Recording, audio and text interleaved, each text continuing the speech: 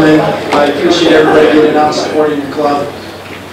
We will get started and call the meeting to order. While I do that, I'll pass out an agenda here for everybody.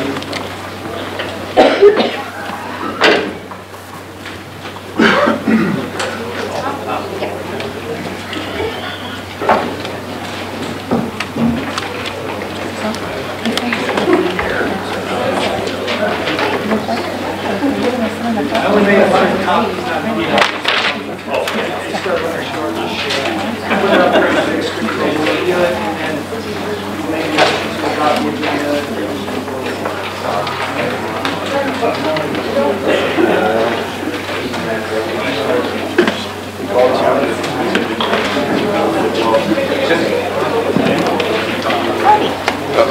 We're gonna run out. That's about all I got left. Okay. Oh, here we go. Pass some more down.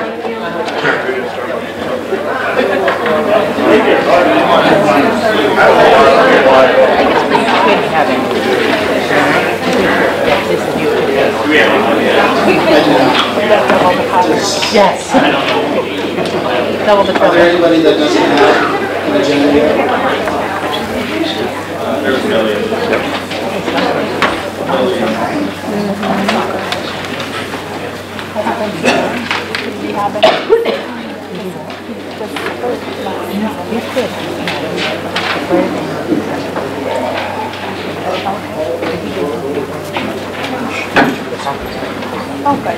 Well, I'll give everybody a couple minutes to look that over, and then one of us will make a motion to approve it.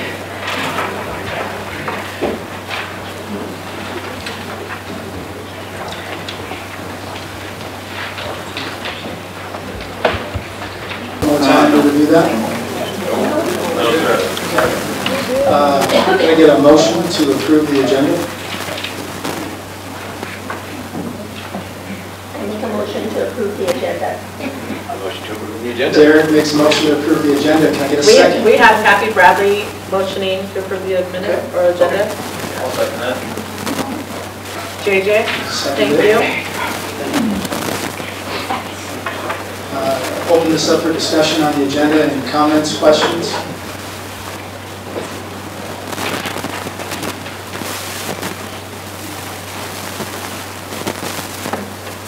None?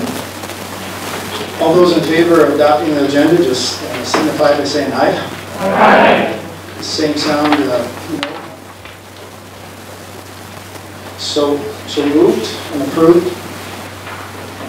The next item, we didn't print this off, but it's the minutes from the last AGM. And what I'll do is I'll open this up and slowly scroll through and give everybody a chance to look at it.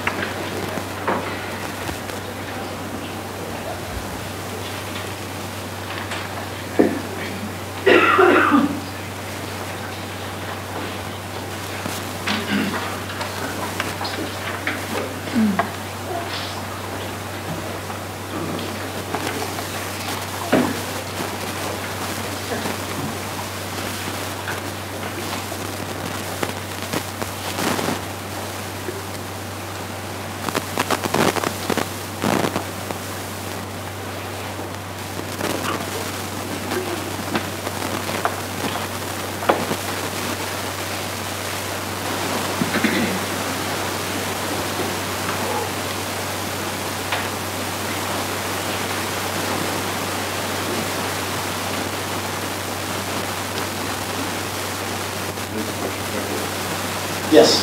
Yeah, could you kind of give us the highlights of that? Oh. I can't read that fast. Sorry. And I have noticed the last 2 months have not been on the website. Okay, There's been a lot of changes. okay. I'll back up here.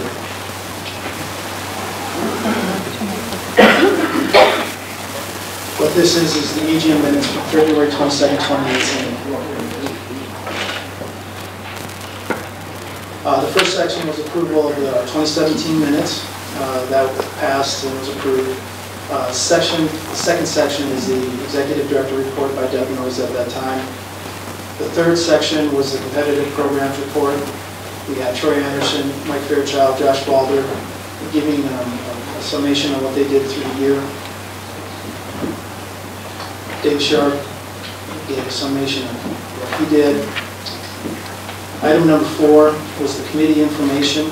And a lot of this is kind of be consistent with what we have for this year's agenda, item by item.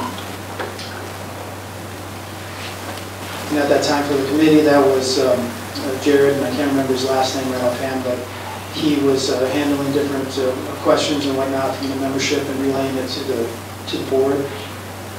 Section 5 here is on fundraising, and Bridget gave a report. She'll do the same this year in the same section.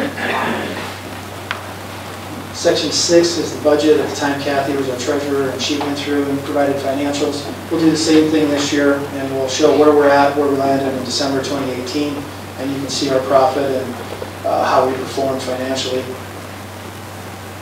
Section 7 here, last year there was no changes to the bylaws or recommendations. And then in Section 8, we have the board nominations and the vote, and then Section 9 is the voting results. And then Section 10 here was more or less kind of a final comment, and I believe it was just talking about coaches and our term, and then it was adjourned. So we'll go through the same process this time, and that's why we're going through this first step of approving these minutes from 2018. And you do that every year as you go into these annual general meetings.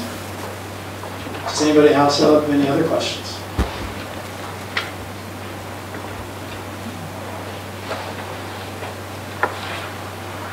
Okay. Next order of business is a motion to approve the 2018 minutes. You have it in hand. Oh, yes. I would vote we approve the minutes. That sounds a lot like what we did last year. Well, what we're going to do this year is we're going to talk a little bit more about the program. We've got quite a bit more information. No, that seemed like an accurate summary of what I remember from last year. Oh, I'm sorry. So can I get a motion? That we approved that. Okay. The summary of last year. Mr. Moriarty, okay. Can I get a second? Second. I'll second. Can I get your name and spelling, please? Karen Wentz, W-E-N-D-T, Karen, K-A-R-E-N.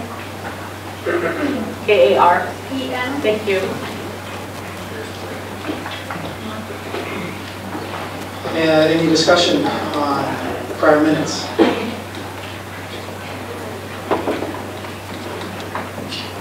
Okay. I'd like to call this to a vote. All those in favor say aye. Aye. All those opposed, same sign. Okay, approved. Well, we're now done with the boring stuff, and I'm going to hand this off to Dave, and he gets to talk about the fun things that he did in Germany. Okay, thanks for coming out, everybody, and I'd much rather be on the field coaching kids than doing this, but I'm not sure if everybody's aware. I'm going to start out with sharing some information, a little slideshow from my trip to Germany. I spent 3 weeks over there in February and March taking my UEFA coaching course for my C license, which the UEFA license is internationally held in the highest regard as far as coaching licenses. So it was an extremely demanding course, but it was just an amazing experience. So I'm really glad that I was able to do that. That's definitely a bucket list thing of mine. So anyways, I'm going to share that experience with you guys. Hopefully you will bear through it. And a couple of coaches have already seen this, so I'm going to have to bore them with it.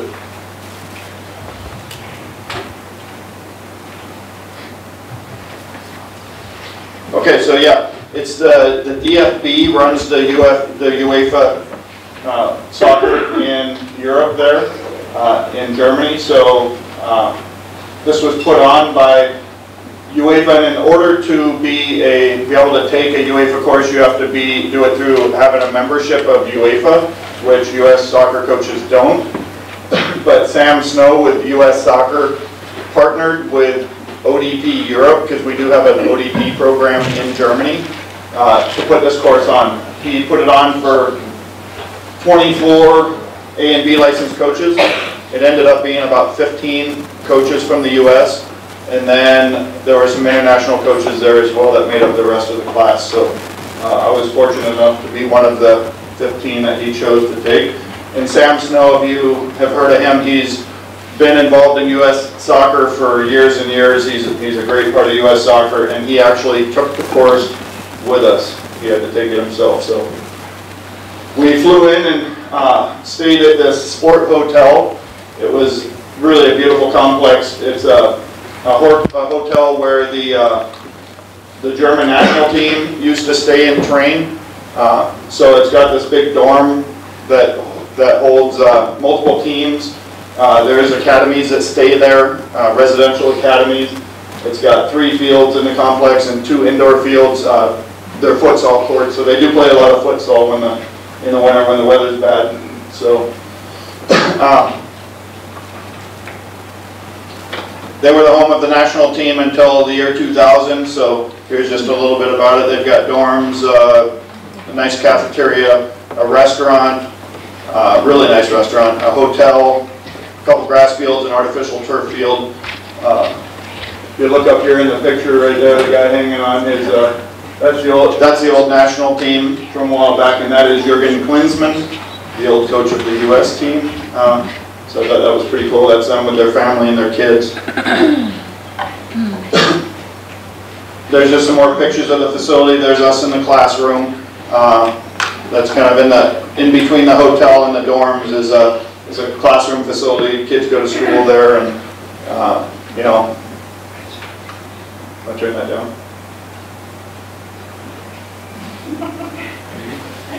No. There you go. So you got to turn the others off, and then that one will work. Couple more pictures. There's the entrance to the dorms right there with the brick paved walkway. There's Sam Snow right there. He's kind of a legend in U.S. soccer, so being able to take the course with him was really an honor. Plus, it made it so I wasn't the oldest guy there. So day one, we got to hear about Germany giving us a re-evaluation of their national team, because they also, like the U.S., had a very disappointing World Cup, so they had to do a lot of, soul searching and figuring out what the issues were with their team. They made it to the World Cup, but they got knocked out in the group stage, so it was really disappointing for them when they were probably favorites to win the whole thing. So after a poor performance, they sat down and figured out what they had to do for their education and development process to get back to where they want to be in soccer. You guys have all heard of tiki-taka soccer. They were playing this beautiful tiki-taka soccer, which many countries are starting to do because it's so pretty to watch. But they counted all the passes they made in that group stage. They made 1,300 passes that were all sideways or backwards. So it looked real nice, but there was really no progress being made. And they felt like they really lost their identity. They had tons of scoring opportunities, more so than the previous World Cup, which they won. But most of those opportunities, they chose not to take the shot. Players weren't being brave enough, so they decided that they needed to return to the foundation of soccer, which is 1v1. Okay, and it's really a lot of similar stuff we're doing here. We're doing a lot of 1v1s with our young kids, stuff like that. So going to this course really reassured a lot of things that we're doing is really great stuff. They kind of look at defending in 2 different ways. They divide the field up in halves. In U.S. soccer, they kind of divide it up in thirds. There's an attacking third, a middle third, and a defending third. In Germany, they just do it in halves. So the goal in the attacking half of the field is to win the ball back as quickly as they can. So they really have this hunt the ball down mentality, which is super awesome. They're really aggressive. They just go at it as hard as they can. And then in attacking, they, again, what's the point of all those passes if they can't beat the last defender and be brave enough to take a shot? The culture, I thought this was pretty interesting, and some of these things I'm not sure if we'll ever get to this point, but they're really interesting. The cost of soccer for every player in Germany is $40 a year. How would we like that? Yeah. So you always hear that, well, we have to have this pay-to-play program that makes it kind of unfair in the US, but all their coaches there get paid as well. They have a ton of full-time coaches, professional coaches, so how do they pay for it? The DFB, which runs all of soccer there, collects 3% of all the professional leagues' ticket sales and TV contract money. And then they distribute that to the clubs. So how would we like that? I think we need to talk to the MLS. There are 7 levels of professional soccer in the Bundesliga. In all of those levels, the players are getting paid. So I think in the 4th level of the Bundesliga is where the players are getting paid enough where they're full-time players. Parents do not generally go to the games or practices. Okay? The parents really view it as their time to be away from the kids, and it's the kids' time, to have on their own with their team. So it's, when I first saw the youth academy playing, the whole sidelines was lined up with adults, and I figured those were parents, but they all had little notepads in their hands, and they were evaluating. There was a whole sidelines of scouts evaluating players. I thought that was pretty interesting. Even the little ones at U9. Coaches are judged on player development, not wins. So we've heard that a lot. When a coach develops players that move on to the next level, that's the big feather in their cap. That's where they get rewarded. It's not necessarily about winning every game. And then all the fields there have field houses and locker rooms. It's just part of the culture there. After every game, they get together in the field house and the adults drink beer and make it a fun event. So they have a talent ID system there. It's called Our Way, the German way. And at U9, the players are being evaluated by tons of scouts, and they're placed in 2 groups. They call it 2 ways to reaching the top. The youth club is the first way. This is for the strongest players. The grassroots is the second way. This is for the players that might develop later. Now, when they divide them like this, they're putting players with likability, but they're always being scouted and watched, and players are constantly being moved back and forth. So it's a pretty neat program.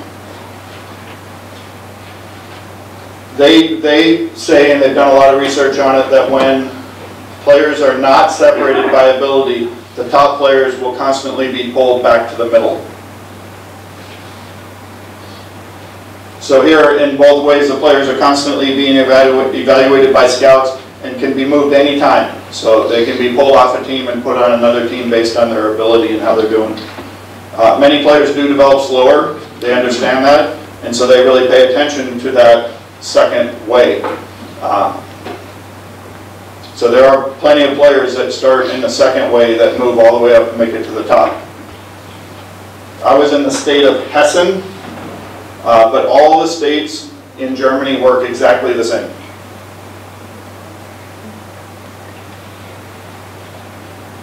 One of the big things there is they're really working hard to bring back street soccer when they reevaluated their program. Street soccer is a big part of it. Getting the kids to just go out and play in the backyard or play at the park, bring a soccer ball. They told stories about how the kids would come and play during the summer all day, and at the end the parents would be like, "What'd you have for lunch?" And the kids are like, "Oh, we forgot about lunch." And we would love to see that here too. We always talk about bringing back some sort of street soccer to the U.S. I remember doing that when I was a kid. The goal of every coach is to develop players to be the next level. They're very proud of that when it happens. It's okay for teams to lose their best player. They're just proud to move them on. Players are also being scouted for the professional academy. So then you also have the professional academies, which is constantly scouting players. Many of them are residential academies. They start bringing kids in at U9 to these residential academies. Pretty crazy. They go to school there, they live there, they train twice a day. It's just a full service of professional coaching, getting these kids ready to play professional soccer.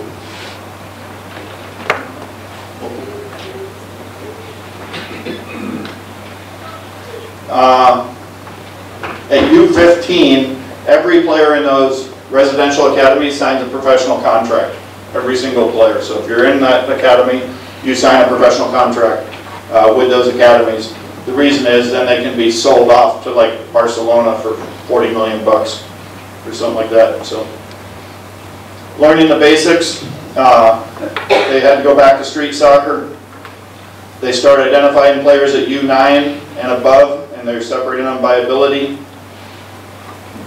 Every session must be properly planned from every coach. It's a must. So they really demand a lot from their coaches. It must be in writing, must have a plan. Coaches must create the problem and be able to draw the solutions out of the players, guide them into the solutions. And that was a big one for me to really focus on, not just finding your coaching points, but actually helping the players solve the problems of the game. You know, that's a challenge when you're coaching. So they don't just coach the activity, they coach the players. So that's a big one. You'll see in a lot of our sessions, you know, in the US, the coaches are coaching the activity. They have this great activity set up, and they're more focused on the rules or do this or that, but they're really losing the purpose of it, which is coaching the kids. So that's something we're going to be stressing a lot in our club. Typical training format, this is much like US soccer. They do a warm-up, introduce the topic, small-sided activity, expanded activity, and then a final game. Every session must have a plan. The coach's toolbox, bring out the topic. That's just things our coaches understand. Grid size, you know, restrictions, things like that. You only coach the topic, so you'll have a topic for that day that you want to work on, and you coach that topic, and that's it. You don't try to fix everything in one session. Fewer stoppages, coach within the flow. Use the natural stoppages to coach. Freezes are okay, but must be quick and limited. In a 90-minute session, they want 75 minutes of action. Okay, I think I said in my first session I ran in front of them, they timed me. I had 69 minutes of action, and they dinged me for it. So we got to keep the kids busy. Orientation is demanded in every session at every age, and that's a big thing too. The kids aren't learning enough or early enough to really pay attention to where they're at on the field, where their opponent is, and where their teammates are. So you'll hear us telling our players, check over your shoulder. You know, we need to do that at the U9 age. Get the kids to start, you know, checking over their shoulder, understanding where they're at on the field, so that they can make better decisions when they get the ball. Every detail matters. The old coach is the demander, the new modern coach is a teacher. Every session must have a written plan. The first line, that was a thing where, you know, when you're talking to the kids, you bring them into a group. They want everybody in a semicircle, and they want them shoulder to shoulder so they can all see you. There's no kids in behind other kids.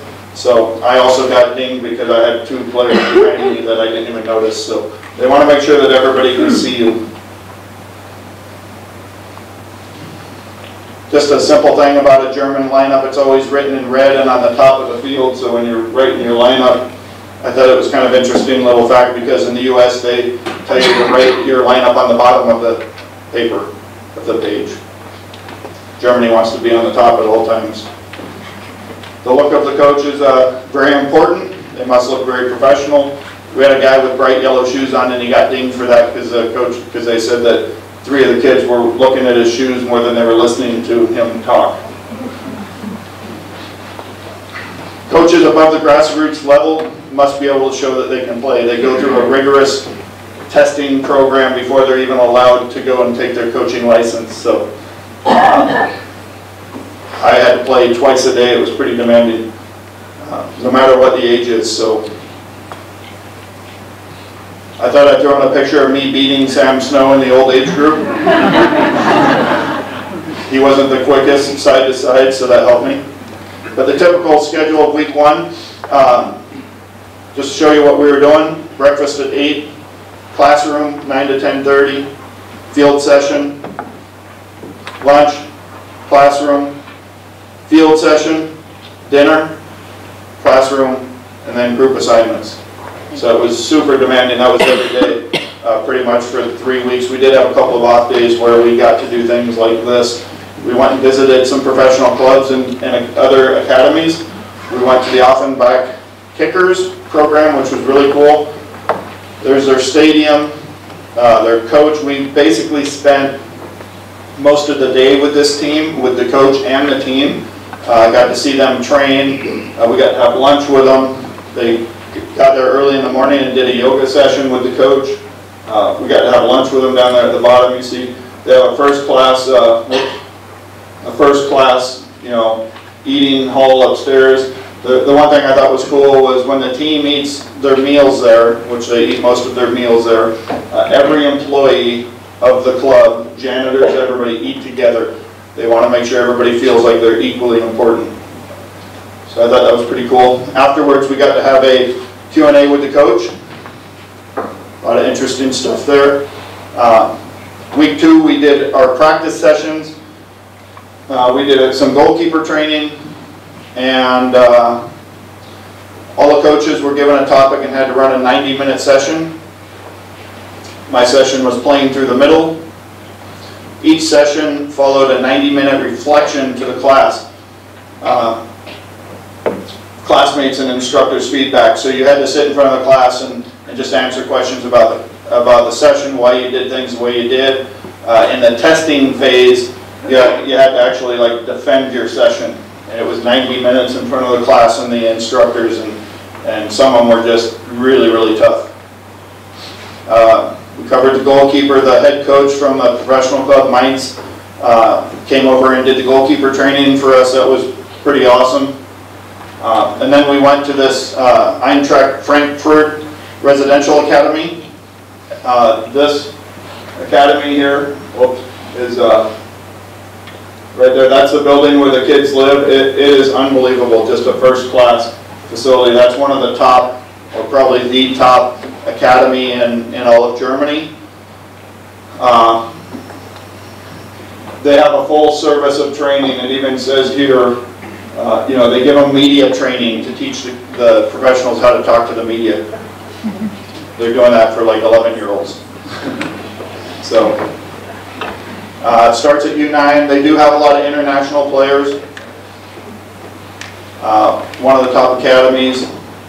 They have many players currently playing in the Bundesliga and other professional leagues around the world. All players sign that professional contract at 15. It's specific training to become a professional footballer. Here's inside their training facility. They've got a nice gym, a futsal court. Here's the team doing some specific strength training. But you walk through this facility and there's just teams everywhere getting different specific type training. And then you look out on the fields from there and you've got teams on all the fields training. I like this goalie training. I thought it was interesting. I thought that it was obviously really good. So I thought I'd share a little bit of that with you. This is something that's really tough to do, is backpedal on a ball that's over your head and tip it over. So they're working on that, obviously. So for you goalkeepers out there, we're going to start doing some of this.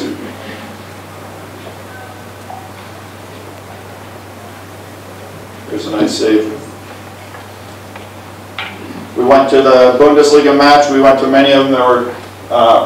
It's pretty amazing the culture there. When I woke up, I walked down to the train station early in the morning to get some coffee, and there was about 100 of these cops in full riot gear at the train station. I thought there was some kind of terrorist attack or something. And then it was 7 in the morning and I already saw, then I started hearing all the singing and chanting of the fans from the away team. So then I realized what the deal was there. They were already pretty liquored up at 7 in the morning though. Pretty crazy. So, then the testing, we went through the testing on week 3. Ball-oriented team defensive behavior was my topic. They want to win the ball up the field as quickly as possible. We already talked about that. They have that hunt the ball down mentality. In the defensive half of the field, their goal is just to be very disciplined and protect the goal. So first I had to present the session to the class and the instructors and defend it for 90 minutes.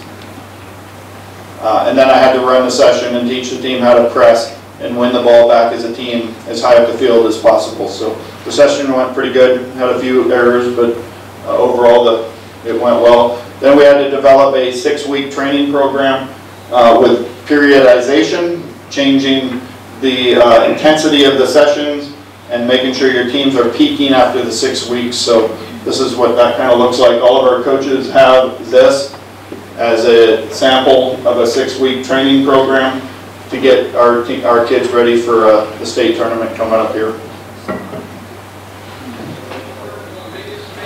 Oh, that's kind of quiet, but I had Sam Snow here defending his session a little bit, but you can't really hear it. So. Sam Snow is pretty darn smart, so it went well for him. And then the UEFA course was completed. We had a final ceremony, a really nice dinner at the restaurant. A little toast with, that guy's actually the head trainer for the Seattle Sounders. He was there. And I was awarded my C license. So here's a couple fun pictures. Because that guy was the head trainer for the Seattle Sounders. This guy here used to play for the Sounders, so he gave us VIP tickets to this Bundesliga game, which was pretty cool. We got to go in and have this great meal and full bar and everything, all free. So that was pretty nice. And then in the game, if you look over here, I wanted to show that because that's a fan running on the field. It's kind of fun because you can see that guy there tries to trip him, and then watch the kind of heavy set, slow guy like myself runs into the picture, the second security guard. I thought this was super funny. Here comes the other guy, slowly. Oh! The players are all just sitting watching.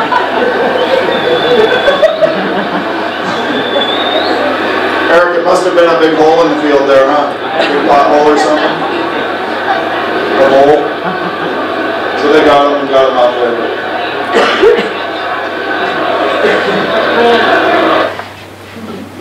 Now here's a video of, at the end of a game, this is the away team. They won this game, and I wanted to share with you the fans because I thought this was really awesome.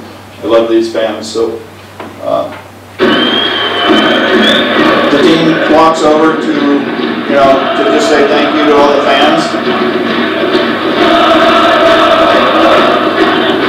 Probably the largest group of drunk guys I've ever seen.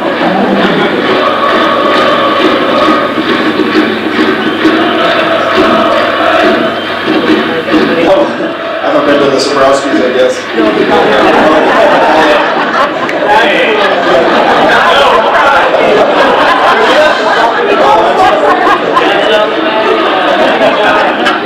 I didn't really say that.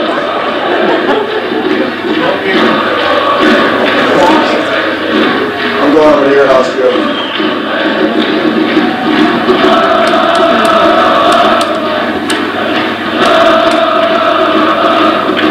I love the way the team comes over. In one of the games I went to, one of the players actually ran up and jumped in the stands and started dancing with all the fans. Just a different culture, you know.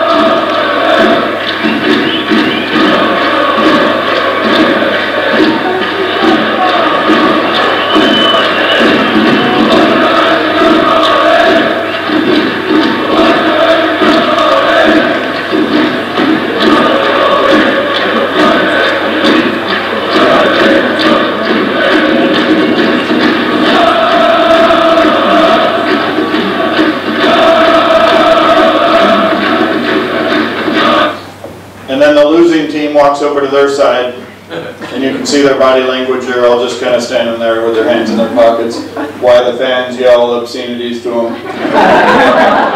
They stood there for 2 or 3 minutes and then they just turned around and walked away. No, I should have. And there it is. I got my C license.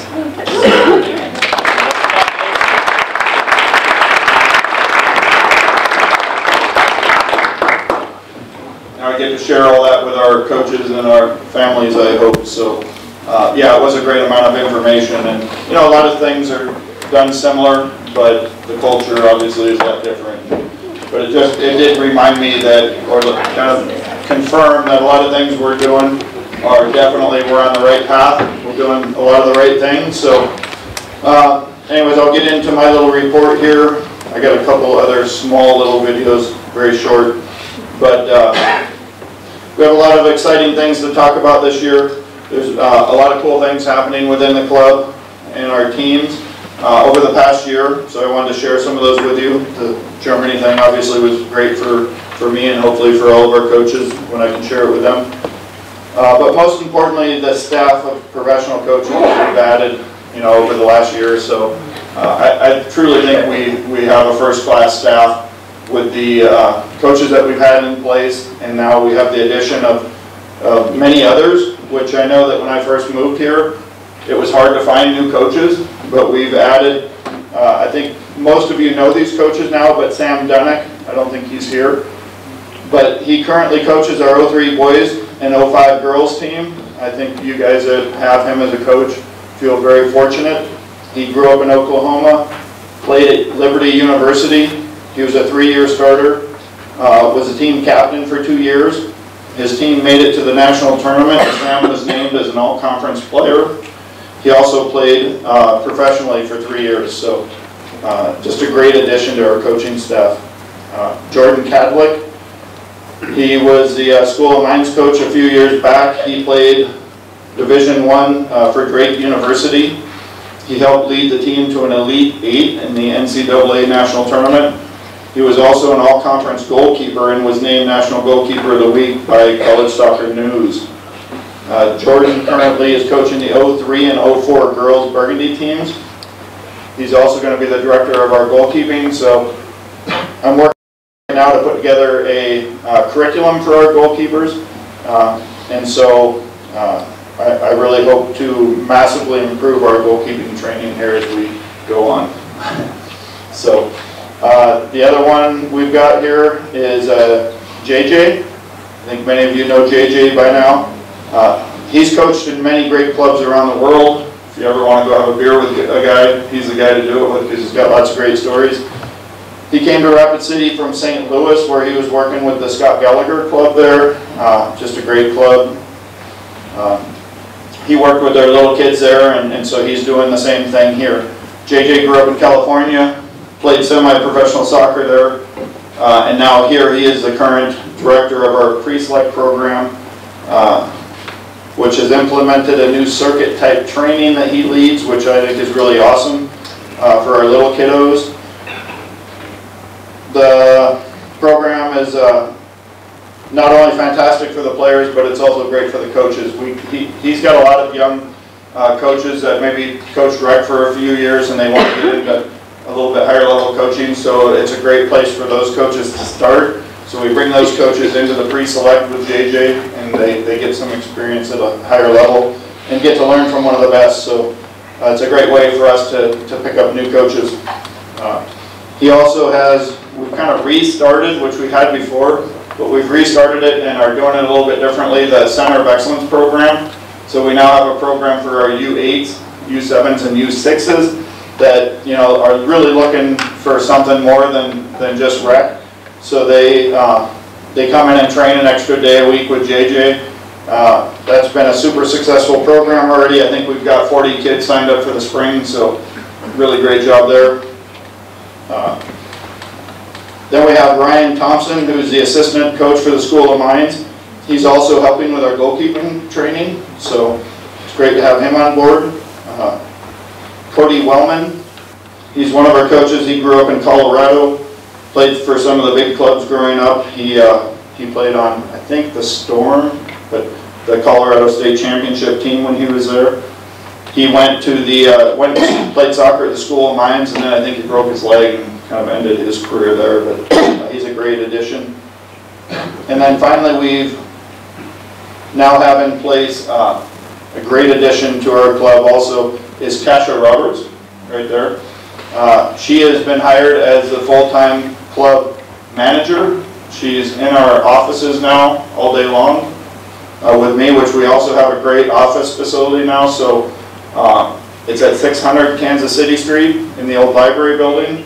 One of us is usually there all the time, so if you ever want to pop by or you need to come talk to us, feel free. But Kasha, why don't you come up here and introduce yourself?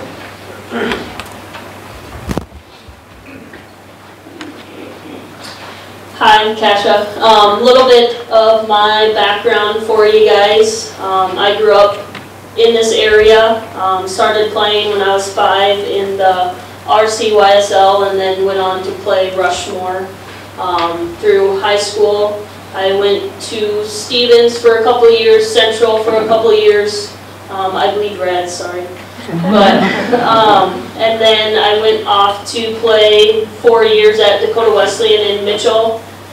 Played all 4 years there, and also played in the WPSL for a season with the Dayton Dutch Lions. As far as coaching in that aspect, I've been helping with the Mitchell Soccer Association for the past 6 years, coaching all different ages through their association. Before coming here, I was their DOC. As that, I graduated with a bachelor's in sports management and sports exercise and wellness, and then went on to get a master's in strategic leadership as well. So a little bit about me, and then I came back and now I'm here.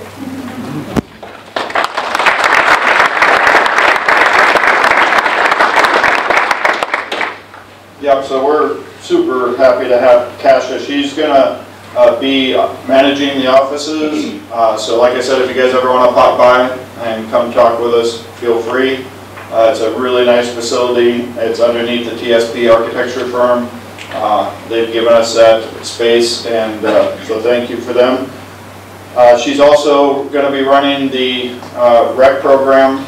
We're doing it together, but she's leading that, which, you know, our rec program's always been super strong. It's kind of our base of our program. We have almost 1,400 kids in the program this spring, and so, like I said, we've had a great program already, and but our goal is to make it better. So we're doing some cool things. She'll talk about the rec program here in a minute. Some other things we've been doing. It's the first time since I've been here, we've had 2 U.S. soccer coaching courses at our complex. We've had the group grassroots license course and the National D license course. So that's pretty awesome. We've had many of our coaches and coaches from around the Black Hills community that have gone through those licensing courses. We're going to again do another grassroots course in September, and then we'll have another D course later on in the year. So that's really important to me that we keep our coaches in that continued education. I think it really teaches them the new kind of methods of coaching teams. It gives them a lot of great ideas. Just interacting with other coaches is also a great experience for them. They learn all kinds of new things when they do that. I think it's been nothing but positive for our coaches. But if we keep having those grassroots and D-license courses here, my goal, which I know it's going to be hard to do, is to get U.S. Soccer to do a National C license at our complex. That would be a great thing. That's I think it's what, you come in for a week, and then you go coach for 6 months, and then you come back in for a week. So it's a very demanding course, but I'd love to see some of our coaches move on and get that. One of my things for coaching education is if our coaches are demanding everything from their kids, we should be setting the example and doing the same by going out and learning and getting better at our craft. So if we're setting the example, then it makes it a lot easier to demand that from the kids that are playing for us. Okay. One thing here is we now, with the addition of a couple programs in the club, have a pathway for every player. We have a program for every player in our community. That was a really important thing for me to do. So from the rec program all the way up to the DA, we have a place for every player that wants to play soccer from anywhere in the Black Hills. So we have a lot of players coming in from Spearfish now and Sturgis and those areas. We're working with Hill City, so we're trying to do some things where we can be more partners with everybody rather than just try to be separate competitors. So we'll start with the rec program. Okay, Cash, you want to come back up here and just talk about that for a minute? So currently with our rec program, like Dave said, we have around 1,400 kids. All teams have coaches except for one U8 boys team, so if anyone wants to step up, we could use one. But otherwise, to have them mostly filled is pretty good. I've heard in the past it's kind of been a struggle getting them coaches to step up and whatnot there. We just had our coaches meeting this past Saturday, so now roster schedule's posted. Hopefully we'll start the 6th unless it snows again or something.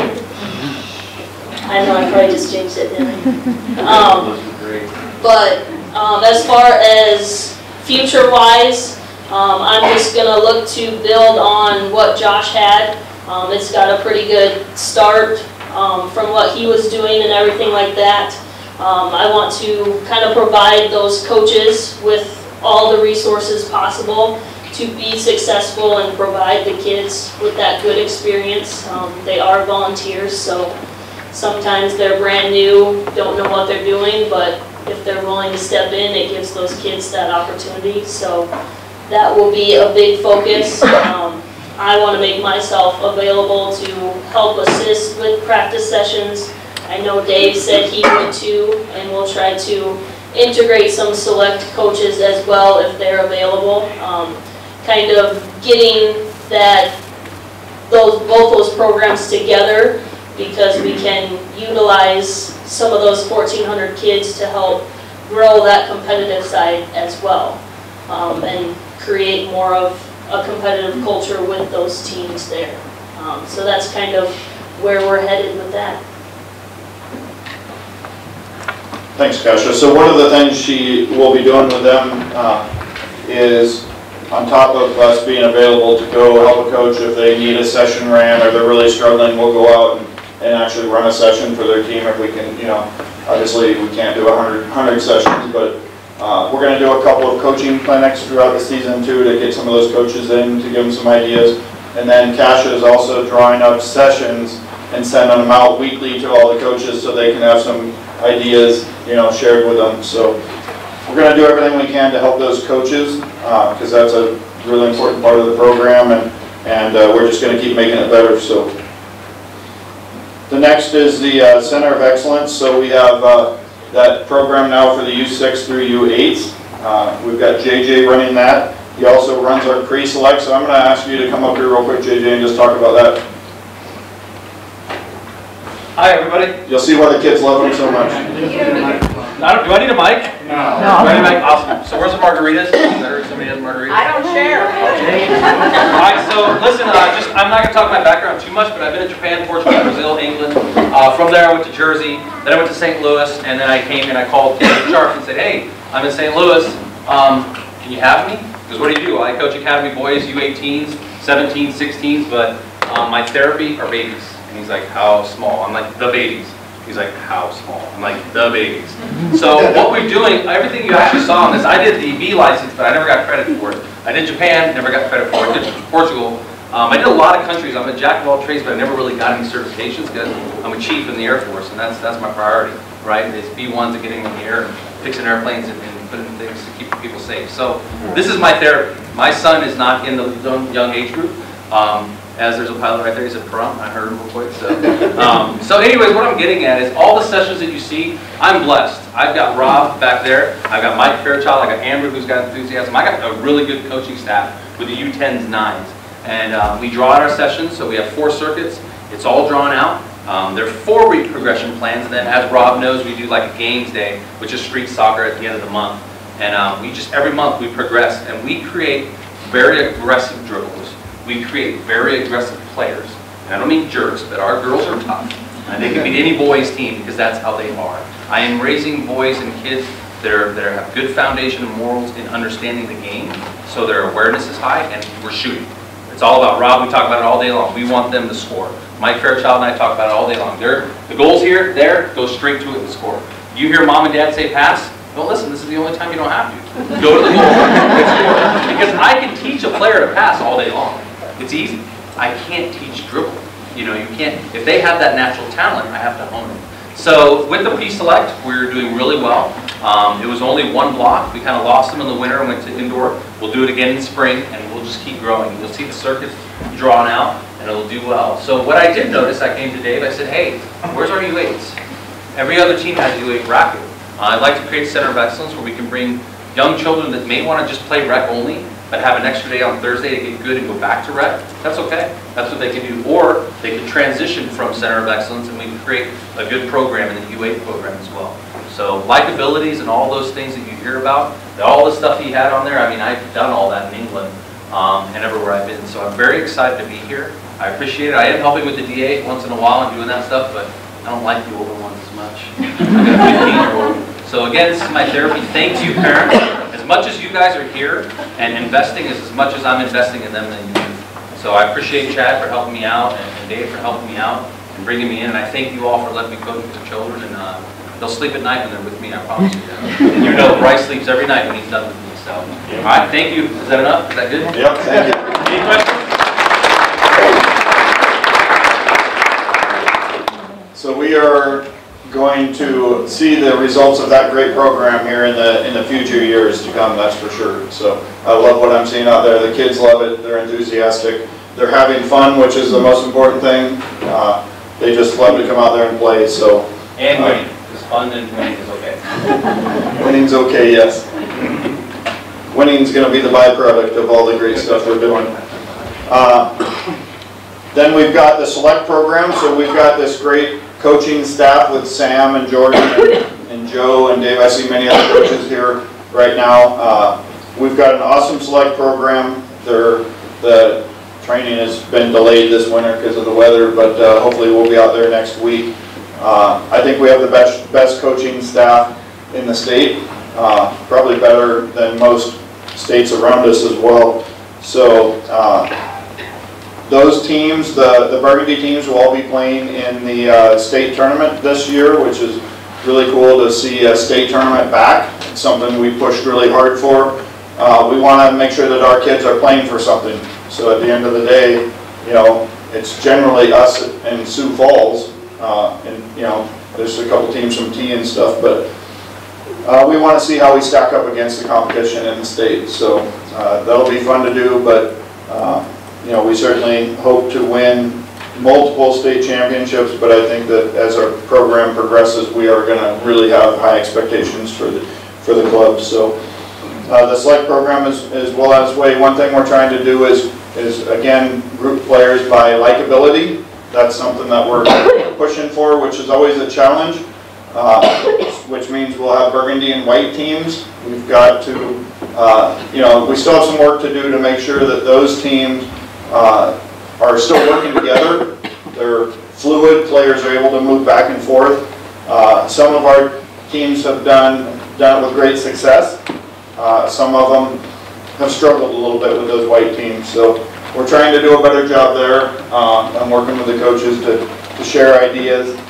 I will say with the younger age groups, we've got like Josh Mumm and Amy Rowe, who the players train with likability, but they break them up in the training sessions. So they all come together as one team, and then in training they split off with their groups. So that's been successful for them, so maybe that's a transition into the white team.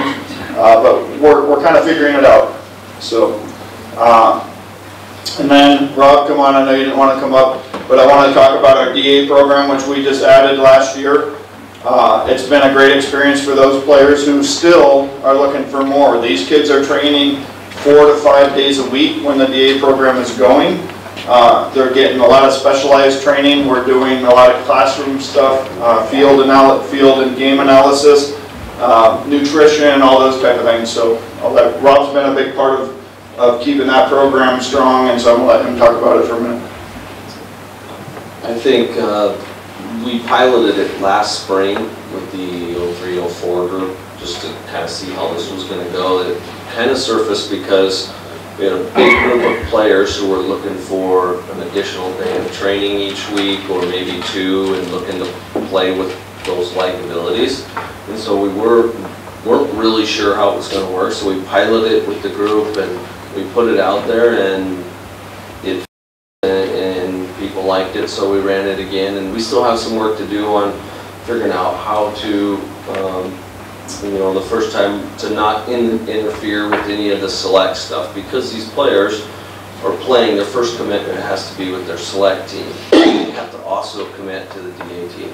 So it's a lot, it's demanding on them, but what we're finding for the most part is that the players who really want it love it. It's not for everybody, and I think that was a misconception at the beginning that, well, this is going to destroy select teams or maybe something like that, and that's not the intent at all. All it is the intent is to give those players, whether it's 5 players or 20 players, that additional level they might be looking for. So if it's not for certain players, that's great, right? But for those that do want that additional pathway to play for the DA team in Colorado, or ENCL in Colorado, those additional pathways and go to college or professional, it's a great opportunity for them, and I think it's been going well, and we do have some work to do in the program to keep the numbers strong, keep the players there.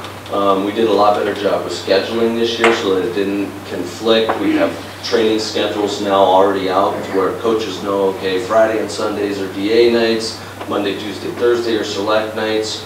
So we should have most of this stuff kind of covered, but like anything, we got some work to do, but I think it's been going great. Thanks, Rob. Yeah, it has been going great, and the purpose is really to get those kids the training that want to go on and do bigger and better things, because we're preparing those players for, like you said, maybe they want to go try out for the DA team in Colorado, which they do have a residential DA team now in Colorado. So the New Mexico club has 9 players in the Colorado DA program, so there's no reason that we shouldn't have a couple there, which I'm going to be selecting players in the spring here in the next couple weeks, really, to take over to Colorado and try out. I'll be selecting those players, but there are also players that have come to me and expressed interest. We also have female players that when Andrew was here last year, he looked at a couple players that he thought would be great fits for their ECNL teams. So we'll be taking some players, some females over to work with those teams as well. So we got great opportunities for both the boys and girls. We've got Lexi Wood. I see her mom back there. She, I think you've seen her on the Facebook page and stuff a couple times, but she went over and played with the Colorado Rapids ECNL team. She just recently signed her letter of intent with the University of South Dakota. She went to a couple tournaments with them, played right alongside a couple of players that were on the national team, and she was actually an impact player for them, so that was really cool to see. Ellie Shad, Jake's daughter, she went over to Phoenix and played with the New Mexico, the Rio Rapids, which was a great opportunity for her. So we're finding opportunities for these players that are really looking for more, and the DA program will hopefully prepare these players for that kind of stuff. Another program finally we have that we're starting this year is the Top Soccer program. So this is a program that's really important, dear to my heart, and so I wanted to show you a little video on this. This will be starting in the spring, and we're looking for buddies for these athletes. So if you guys have a kid that's interested in volunteering and being a buddy on Saturday for an hour. We'd really appreciate it. We're going to need some of those. So.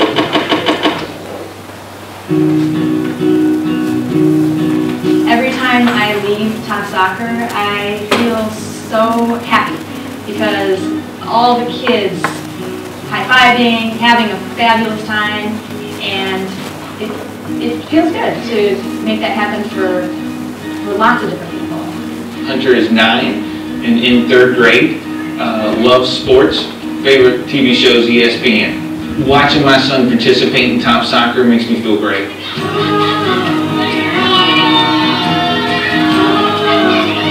I volunteer my time with Top Soccer because I personally get a lot out of it. I am able to share my experience and my love of soccer with athletes who might not otherwise be able to play a beautiful game like soccer. And it's really fun for me to see other buddies, volunteers, working with their athletes. The most important part of that is that they're all having fun. Like buddies, athletes, they're having so much fun together and they're building a relationship that lasts even outside of Top Soccer. I was nervous to become a Top Soccer coach because I'm not an expert in soccer. I've watched a lot of soccer. Both my kids have played soccer for years and years. What the folks at Castle said, you don't need special skills for coaching Top Soccer. What you need is compassion, patience, a love of the game, and the ability to work and connect with different people. So I thought I could do that, you know. Soccer is a kind of sport and it's a kind of atmosphere that has no boundaries. You can go to a different country and be able to play soccer with people you can't even speak to, or like be able to understand or communicate. And sometimes these kids are not able to, or like we're not able to understand. They're not able to understand us into like the same level. And with soccer, you don't have that. It's like you're able to play, you're able to have fun, and you're all feeling the same feelings. It's like it's something that includes everyone. I think Top Soccer is a great way to see that you're not out there alone, because so many times we feel like we are as parents of special needs kids. You hear about the numbers, but you're not around those people every day. You might be the only person in your neighborhood or one of the only people in your grade that has a special needs child. And being here, you see that there is a family, there is a community around this. And what you really see too is that there are kids that care about it. Because right now, I mean, at least for me, I'm a parent of a younger child, and so you fear about for them in the future and how it's going to be when they grow up, and is there going to be bullying? And then you see these kids that are out here coaching and for buddy systems for them, and you know that there's always going to be those kids out there that are going to be out there to have their back, that are going to be understanding. And so as a family, it just makes you feel comforted to know that that's the future that they have for them, that's awaiting them, and that there are other people that are in the same boat with you and they understand the circumstances you're in, and everyone's rooting for each other's kids out here. Watching my son participate in Top Soccer and the joy that he has in being part of a team, having success, being competitive with like-minded athletes is very rewarding.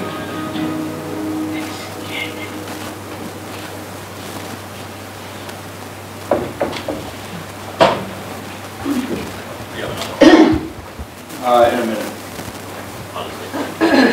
So. Good grammar and spelling are.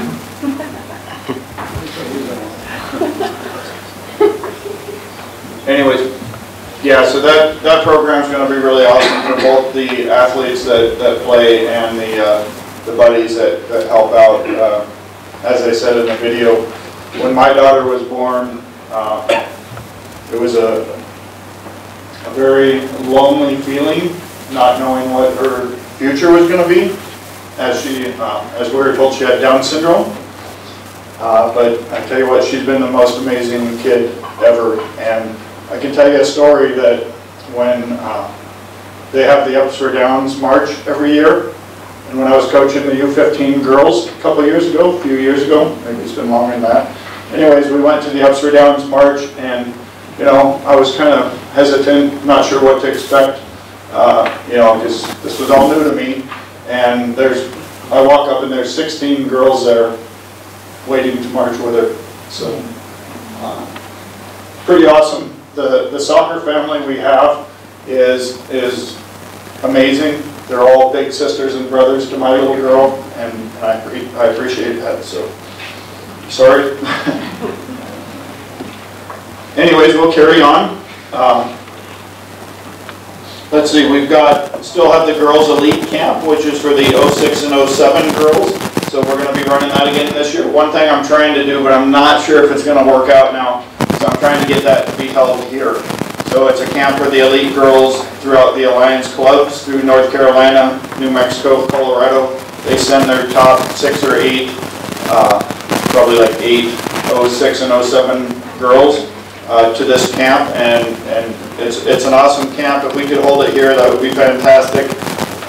Colorado's trying to get some donations made to that camp so that we can actually afford to have it here and send players here. But if that falls through, then we might have to go to Colorado again, which is okay. It's been great for those kids that have gone every year. I talked about the state championship. We're going to have that again this year, which will be good. The teams that win state will go on to the President's Cup in Kansas City. It's a U.S. soccer tournament. So hopefully we'll be sending some teams there. Let's see. I've got one more short video. I'm sorry I'm taking up so much of the time. But we also have added now the College Fit Finder, which is a program recruiting tool. I'm not big on these recruiting apps, but this one is really pretty amazing. I can't say much about what it does, but what we'll do is we will have the head guy that runs the College Fit Finder. I'm trying to work with him right now on a date that he can actually come out here. It looks like it's going to be in May sometime, and he's going to have like a parent education night where he shows everybody, parents and players, how to use and navigate the program. So I'll show you a quick video on that. This is only like a minute, so I'm sure you're about ready to throw me out of here.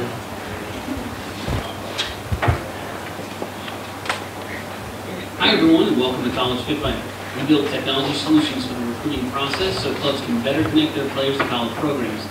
Families describe us as the match.com for colleges and athletes, and Brad Friedel says if a club's not using College Fit Finder, their players are at a significant disadvantage. Basically, the recruiting process is crazy, so we fixed it. Here's what we do. Every player gets access to an online and printable profile that's branded with the club's logos and colors. And teams also get access to a team profile where they can manage their rosters and, most importantly, click one button to print off a team brochure. College Fit Finder boasts the most robust college search tool on the market and matches players with schools from around the country that are a great fit based on academics, athletics, and preferences. Players can quickly view school and program information so they get a better sense of the overall offering. If they are interested in the school, they can save it to their favorites list that your staff coaches can access. Players can also track all of their communication with college coaches, follow a detailed task list, find college IB camps from around the country, and more. They can even create their own highlight video from inside the system, and your staff can use the same tool to break down film and emphasize teaching moments within the game. We have also added various types of messaging through the system that will make communicating with college coaches much easier. Players can now send personal messages, and staff coaches can recommend an athlete to multiple schools at once, and can also send a team event invite to college coaches for an upcoming showcase. From the club perspective, you have access to many tools that will help your athletes take ownership of their futures. And college coaches can log in to find new players. We work with many of the best clubs in the country, and they're paying about $1 per player per month. So if your club's philosophy is to do more for your kids without breaking the bank, then we should talk. It's costing more than $1 per player for us, but we actually had a sponsor pay for that for the entire club. So all of our kids that are in high school will have access to this program. I'm going to start setting it up for all of our players next week. Hope to get started on it this week. It'll be a nice tool for the managers to use also, but it's just a great tool for the college recruiting process that is really difficult. So hopefully we'll get everybody started on that soon. And every player, whether they're going to play college soccer or not, this is a good tool for them to help them find the college that fits them best. So everybody will have access to it if they're a high school age player. Okay, you can turn those on now. The lights on now. Just a couple quick updates. Uniform update. I know we weren't totally satisfied with the SoccerWest.com thing. We're now soccer.com. We had over 140 uniform pieces that needed to be replaced. So that was kind of challenging, but we kind of held Soccer West held their feet to the fire a little bit, and they, agreed to replace every piece that needed to be replaced. So I did yesterday receive 2 huge boxes.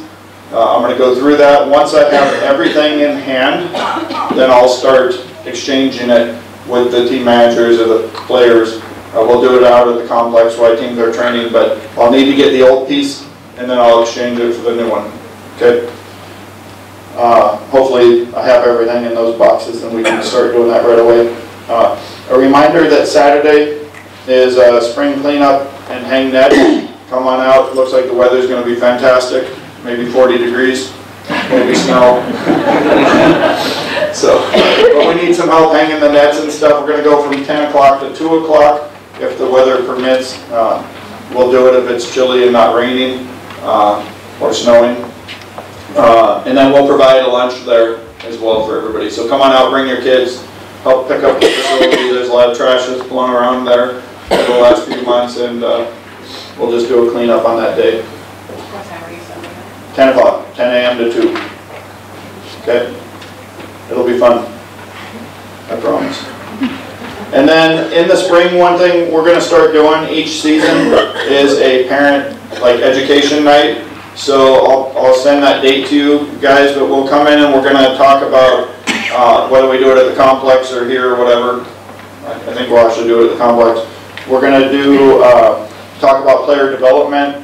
We're going to bring in different speakers. I'd like somebody to come in like Phil and talk about concussions, or Dr. Dietrich, and the recovery process for concussions, maybe some ACL injuries since we've got plenty of those. But we'll bring in different speakers to talk. I'll talk about player development or bring some people in to help with that. But it'll just be kind of a way for parents to come in and get more education, get some information about those different things. So I want to do that once each season. The other thing on that night, hopefully everybody just shows up and comes, because we're going to celebrate the players that we have that are going on to play college. So we've got a good handful of players that'll be going on to the next level, and we want to do a little celebration and congratulations for them. So that'll be on the same night, and I'll post that information here really soon. Okay. Any questions or anything? That was kind of windy. So, all right. Thank you guys.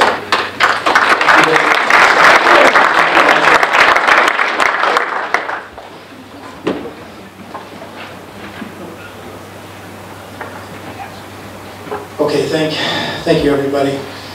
So for everybody's now met Kasia, and for club issues and questions, start directing them to Kasia. If you have questions on player accounts, talk to Bridget. If you could raise your hand, Bridget, so everybody can see you, maybe say hello. For registration, Darlene there is in the center, if she could raise her hand.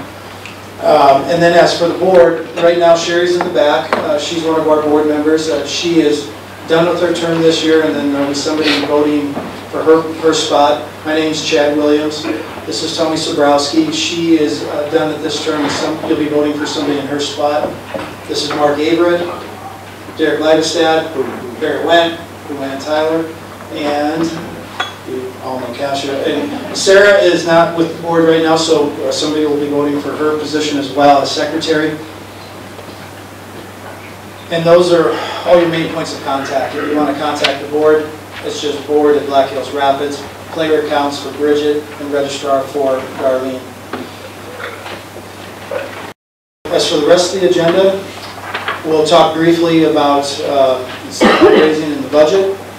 We will outline going through the elections. Basically what we'll do is I'll start first, and we'll just go right down the line and talk about my position that's open for President-elect, and I'll talk what I've been doing this year, give a brief bio on mine, and try and tell you what I'm doing, what I'm trying to do, and basically how I think and my vision for the club. And then we'll just go to Brian next, and then Chad can talk, and then we'll have Jake Shad, Amy Ward, and Josh if he's here.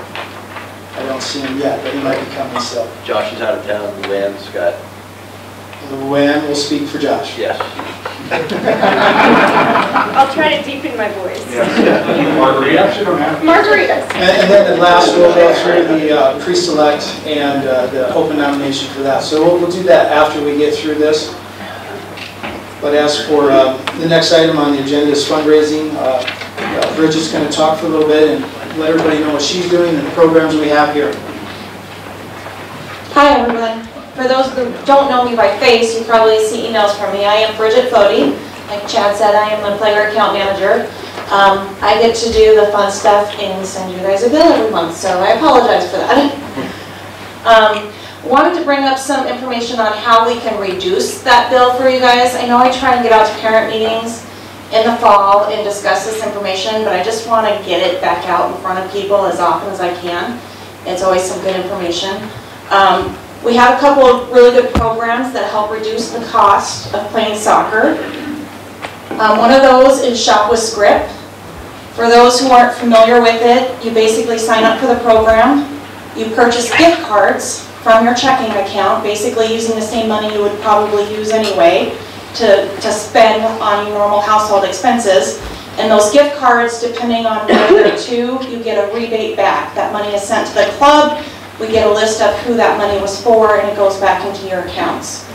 So, as an example, a breakdown of what you could possibly earn with that, based on a simple monthly budget, you could earn up to $1,400 a year, just with one person using the program, one household. We have some families whose grandmas chip in. You get 2 or 3 households donating that money, and it helps reduce the cost quite a bit for the program. I did list some of the major restaurants and shopping centers, shopping stores we have here locally, and the percentage that you get back on some of those. So like you see on the border is 11%. If you go out to dinner at On the Border, you get 11% of your bill back. There's your margaritas. You said you don't share. I don't, I said yours. Poor Joe. Poor Joe, I'm sorry. You go watch a movie, 8%. Movies are expensive anymore, so Starbucks, where's Dave at? 7%. So that's just the Script program. Then we have what we call the local Safeway program. And this program is reloadable Safeway cards. You purchase your first card, it has $10 on it. You purchase it for $10, so it's just a swap of money. And then you refill that at the Safeway stores, and you get 5% back for everything that you spend at Safeway, whether it's gas or groceries. Now, we did have some things going on with Safeway this year.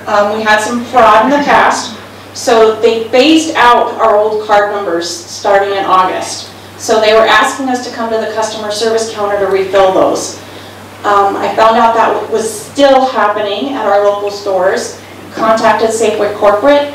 They have helped us and told our stores here locally to let us fill those cards at the checkout stands again. So if that was deterring you from using the Safeway program, that is back to the way it was. You can fill it at the checkout stand again.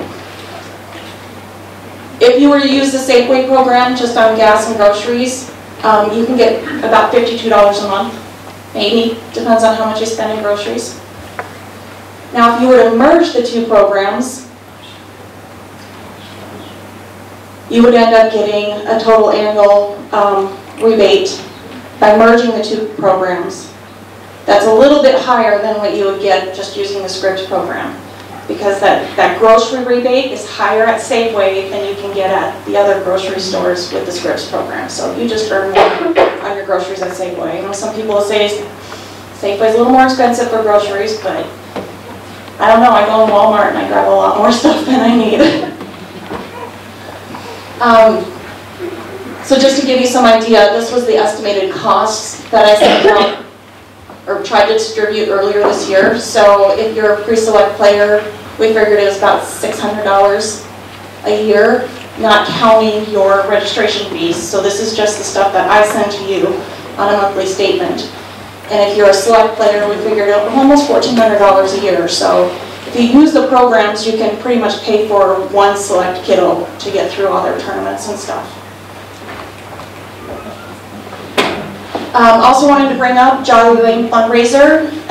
The club has 2 fundraisers we sponsor. every year. So we did Wreaths in the fall. We do Jolly Lane in the spring. This Thursday, the booklets are going to be passed out to your team managers at a meeting. So watch for information from your team managers to obtain your booklet. We're going to give every pre-select and select player the opportunity to sell one booklet to begin with. And then any that are left over because people didn't want to sell them, we'll redistribute.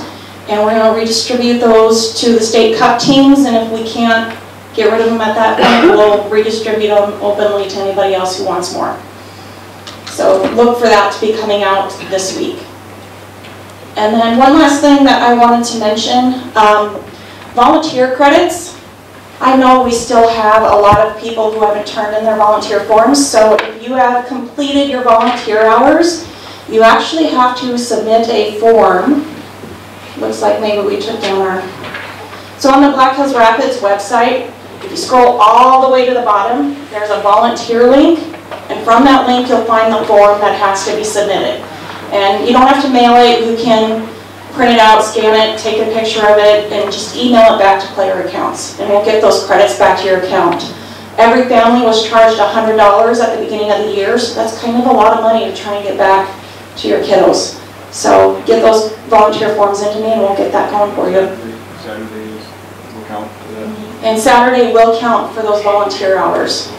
So we do have people sign in at our tournaments and stuff when they're volunteering, but because we have so many events, it's really hard for us to keep track of how many hours your family has put in. So we ask you to keep track of those and send that form in for us.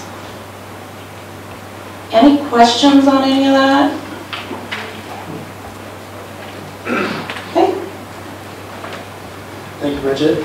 One thing I would like to add about the volunteer is, as everybody knows, we have the $100 fee and it's designed for giving us the ability to hire people on short notice. When tournaments come along, a lot of times people don't like to volunteer until the last minute, and they know the schedules and they know where they're going to be so they can watch their kid.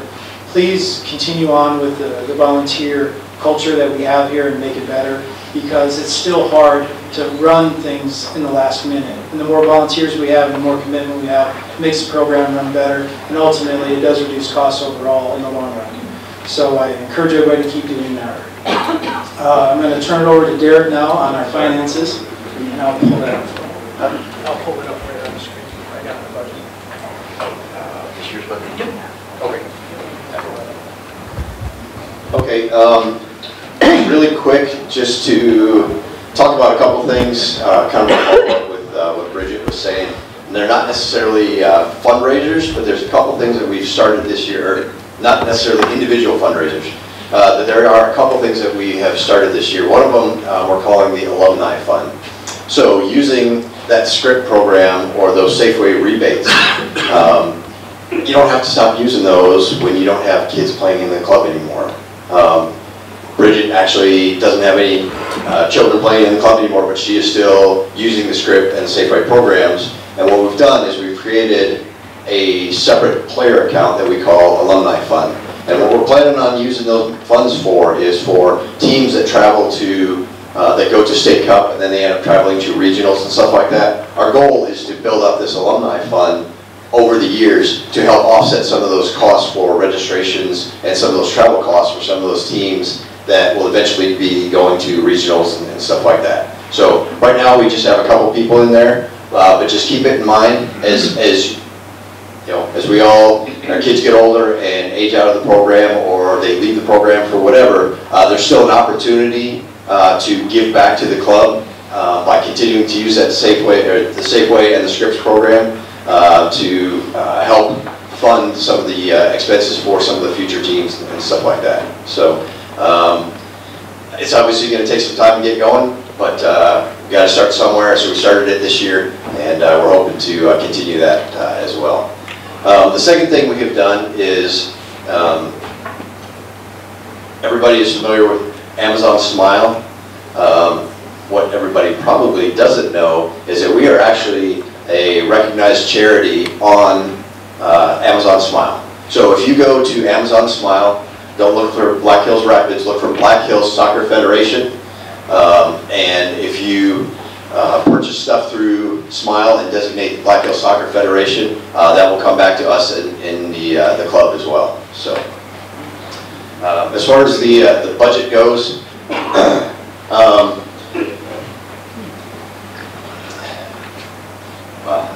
don't need that for the 18. So for FY18, what we ended up, I'll just say we had a really, really good year.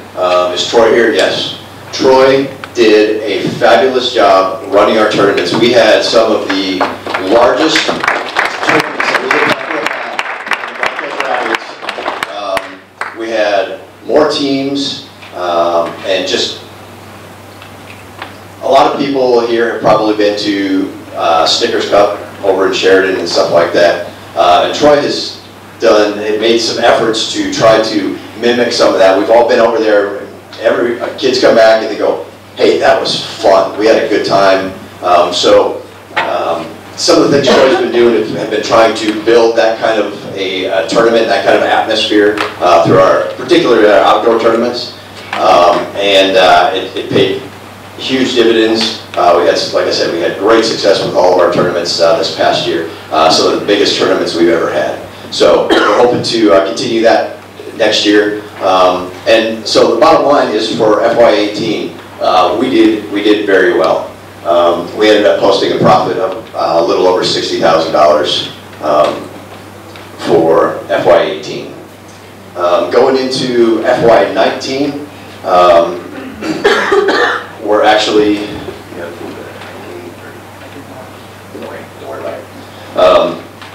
for FY19, as we went through, several years ago when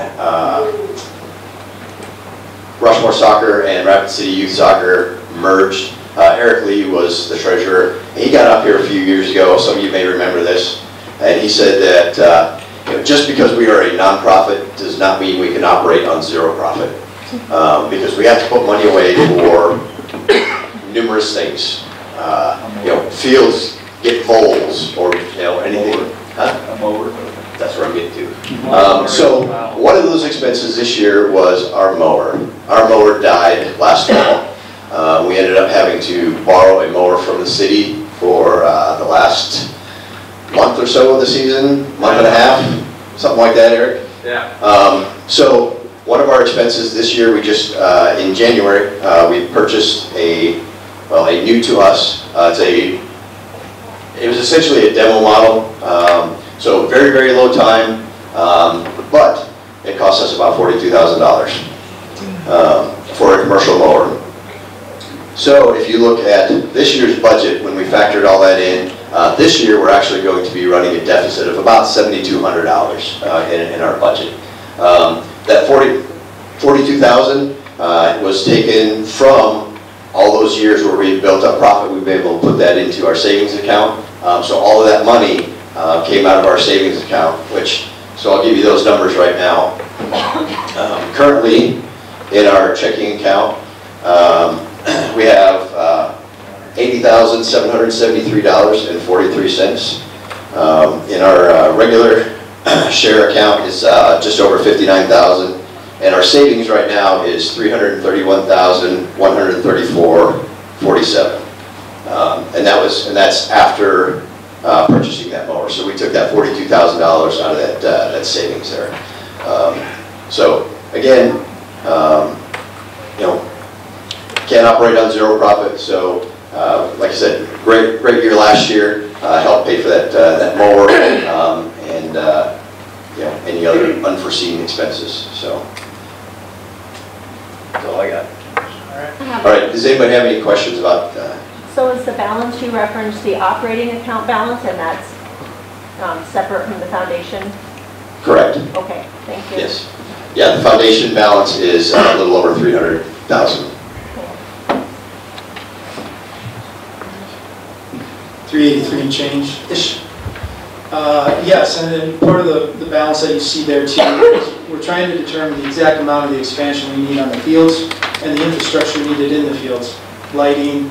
Then there's also the indoor element. We need to determine how to do that right as well, and that's going to be expensive. Some of the options are roll-out turf, what kind, how thick is it, the size, where do we put it, who we can lease with, and figuring out the most cost-effective way. So we're looking through that carefully, and when the time's right, it'll be appropriate to start using some of those larger funds. We're still going to have to hold quite a bit back operationally, but that's the plan right now, and that's why you see some of these larger balances.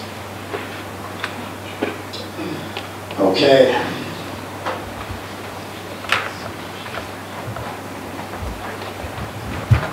Well, I think we're ready to move right into talking about the elections, and the candidates can visit about what they want to do and their vision. Excuse me, I'll sit down here. One second. When you guys checked in at the beginning here, we had the new coaches, new faces. Not everyone is a parent and a coach. So what I need to do is have those who are coaches and a parent to stand up for a second, because I need to make a correction. According to the bylaws, you cannot have 2 votes in multiple roles. So I need to take some of those tabs back from you guys to make that error corrected. Which colors? One of each color. Yeah, I'm good. I'm safe. I listen to Tony. Thank you, and sorry about that error.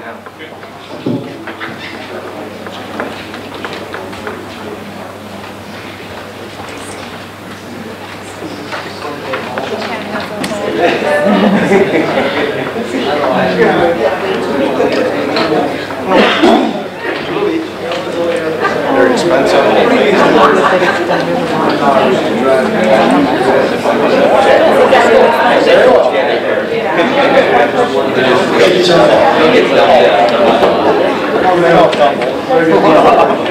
Okay, I'm going to get going with this, start moving this along. That'd be a little easier if I just sit down and kind of rifle through what I've been trying to do all year with Dave, the board, how I think, what I'm doing, and why. And you're going to hear some of it repeated, but that's kind of a good what you've seen is what we're trying to build towards and do this year. Really, we're breaking down what are our key changes this year. It's really just as easy as 1, 2, and 3. We want to group kids by ability, put the right coach with the right kid, and find the right opponent. We have to start with that concept so that the kids can be grouped appropriately, and then we have to start with, let's determine what the top level is. And once you can determine what, not necessarily top level player as like the oldest kids, but what's your top level group, and that's what we identified as the academy or the DA. And then we're going to work our way backwards and get down to the rec program and find the links and how many levels we need to work those kids through the levels so that you don't have levels so high that when they want to transition, they can't. And that's what was happening. There was such a large gap between when you went to the competitive versus the rec, they had a hard time transitioning. Because as the kids are transitioning through that U9 and the rec to the competitive, we're losing about 80 to 90% of our players to other sports, other interests and whatnot. So it's a critical window. And once you get going along in the U9, U10 and you're past that rec stage, it's really hard for kids to transition back, even the athletic ones that play football or basketball and baseball. So we need to figure out how to make those stair steps a little bit shorter and show the pathway a little bit cleaner and find a level for everybody so that each player with their different aspirations can have fun and do what they want. Because in one extreme you have a group of kids that maybe wants to just be very relaxed and stay local, just have some weekend games. Then on the other extreme you have kids that want to travel everywhere. There's always the middle ground, and that's the other part of it. We need to find that right balance for the players and the teams that want to go and play high school sports and find that ability to be in soccer, but not lose touch with it and keep it transitional for them. So if they do decide as a 10th grader just to go soccer all the way, there's still a pathway there, and it's not too large of a leap, if you will. So we're designing the structure that way to create those pathways and have a place for every player. Let it be fun for them. Stop telling them no and that they can't do this, or not let them play what they want to play or what they want to play, but create the environment and then let them decide where they want to go and how they want to get there. A lot of it is just mental. When a kid decides to go one direction with the sport, that's when they put the time in, and that's really the difference it takes or is needed to transition to whatever level they want to be in the game. And that's the environment we're trying to create. We're trying trying to create a better environment so we can have better results. We're looking at this too from the perspective of we're not going to look at this club or this city as something with limitations. We're no different than everywhere else. We can do anything we want here. It's really a function of culture and mindset. So that's why you're seeing all these changes with the players. There's a group of players that want to do a lot of aggressive things. Okay, fine, we'll figure out a way. There's a group of players that don't. Great, we'll figure out a way. There's the kids in the middle. It's all about trying to figure out how rather than no. And that's what we're doing, that's how we're looking at it. Because you can be in a population base of 20,000 people and you can create world-class athletes. It's really a function of the program and the culture. And I think we can probably relate to that in some way, even in baseball here. Done very amazing things here in baseball, and it's for a reason. Culture and the program. And that's what we're working on here. The main focus is the program, building a good culture and a good environment for the players. I've always said in these board meetings, and I've taken the approach that there's two things that make this club run. A player and a coach. And if we don't have either of them, the whole thing fails. If you make your product a player, then that means your whole program is going to be focused as that player and the player's development. And when you do it with one, it automatically means all. So then you don't have just one player you focus on, you have the entire team, the entire club, and everybody's going to start progressing and advancing. And you can't do that without coaching education and development. So you have to have those two working hand in hand. I feel as a board member in this admin team, we are here to support the soccer decision making and the construct of the soccer people. Because, like I said, there's only two things that make it run, the player and the coach. Without those two, we don't need to be in this room talking or doing anything. Salaries won't be here without that construct. So that's why when we went through the restructure, everything in some degree in the soccer business is going to have a soccer decision related to it, usually. There's going to be those moments where it's straight budgeting numbers and so on. But that's why with our restructure, we were setting our DLC at the top, having our club manager report to the DLC, and having all the other people in the program report to our club manager. We haven't got there exactly yet because Cassius just started, but that's the direction we're going. So that we can have continuity in our plan, and we're looking at a long-term plan with Dave, and that's why that structure is the way it is. So that we don't have in-house fighting over little things. If it's going to relate to soccer and it's going to relate to budgets, we need to have a soccer input at least. And that is the design, and that's what we're doing in the direction we've gone this last year. One of the things I've always said too with the board is the reason why you set your structure like this is because this is no different than any other business that's similar to a professional service. We have our professionally licensed coaches. Just like in a hospital or an accounting firm or a law firm or even an engineering firm, you have your licensed professional, and then you have your admin team and your client. So how does that structure look in all those other environments? In the law firm, it's the lawyer and the client and the administrative team that supports it. In the hospitals, it has a similar structure, a little bit more involved because it's obviously bigger, but from engineering to accounting and so forth. So that is something I've always said about how we need to structure our organization to keep this going in the right direction and not take a step forward, then take 2 steps back if somebody wants to come in and change because they have a different admin idea. We need to have an anchor with our soccer decisions and have everything flow in that direction and support it and encourage it. Because I look at it as when Kasia and Dave are here, my job is to figure out how to give them the tools they need to succeed. And then the key after that as a board member, and I think all the board members should be doing this, is how do you know you can trust their decision and what they're doing? As a board member, you have to take it upon yourself and start becoming educated in this field. It's a business like everybody or everything else. So you have to spend the time and really learn the business and understand what is it he's being licensed in and why. Why are people doing things the way they do? Why is it that he goes to Germany and it's structured this way? So that's the stuff I spend my time on learning. I'm happy with the direction we're going because when Dave and I talked about all these types of things, one of the things he suggested was go to the convention because it's going to reaffirm everything we've been talking about and things that I've been saying and believing.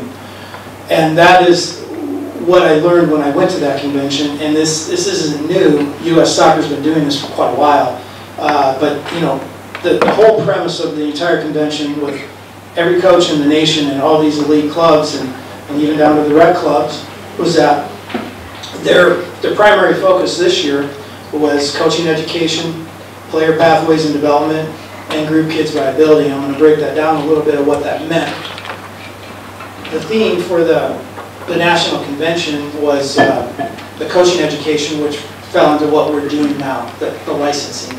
They had a couple structures, a professional coach and the grassroots. We have that here, but on the field, what we're doing is teaching them the professional level way. And that is, to me, important because we have a much broader testing procedure, if you will, but we still hold a higher standard on the field. With the player pathways, everything in U.S. Soccer is about, just like what Dave was saying in Germany, how do we get kids to advance through the levels and creating a structure that allows them to get from Rapid City to an MLS team or playing on the U.S. national team. And they promote it, and they want clubs like us to take our best players and find a way to get them to some other club that is an MLS DA team or an ECNL to some extent. So they're sitting there explaining the structure, and it's mirroring what we're doing and what we're trying to do with our kids, our coaches, and their development. With the grouping kids viability at the convention, they refer to it as biobanding, but it's just what we're trying to do. Find that right group and take the time to do it right. It's not something where you group kids and it becomes a really dogfight, competitive environment. It's really much different than that. It's just finding the right age and finding, okay, where are they? Like if you have young kids in the center of excellence, you're not really taking kids and getting them aggressive against each other, if you will. But what you are having is you usually have a group of kids that have an imagination and creativity different from the others. So you pair them up together. And then as they grow, they develop, they go on to the next level and so forth. With what JJ's doing, it's going to be a slightly different level. He has it where kids can start being a little more aggressive. So then he's looking for a similar tactic with the aggressive dribbling. Then you go to the next level and you group it correctly. So the design is to accomplish all that. Going to the convention was nice because it really showed we are mirroring what U.S. Soccer is doing. We're doing what Europe is doing, and we're doing what South America is doing. And they're doing it all for very specific reasons because it works. America's been a little behind, but they're trying to catch up to Europe and South America. So a lot of the changes you see is to follow these models and do what everybody else is doing, whether they're a small town or a big town. We don't have any issues that are any different than anybody else. If everybody else can do it and succeed, so can we.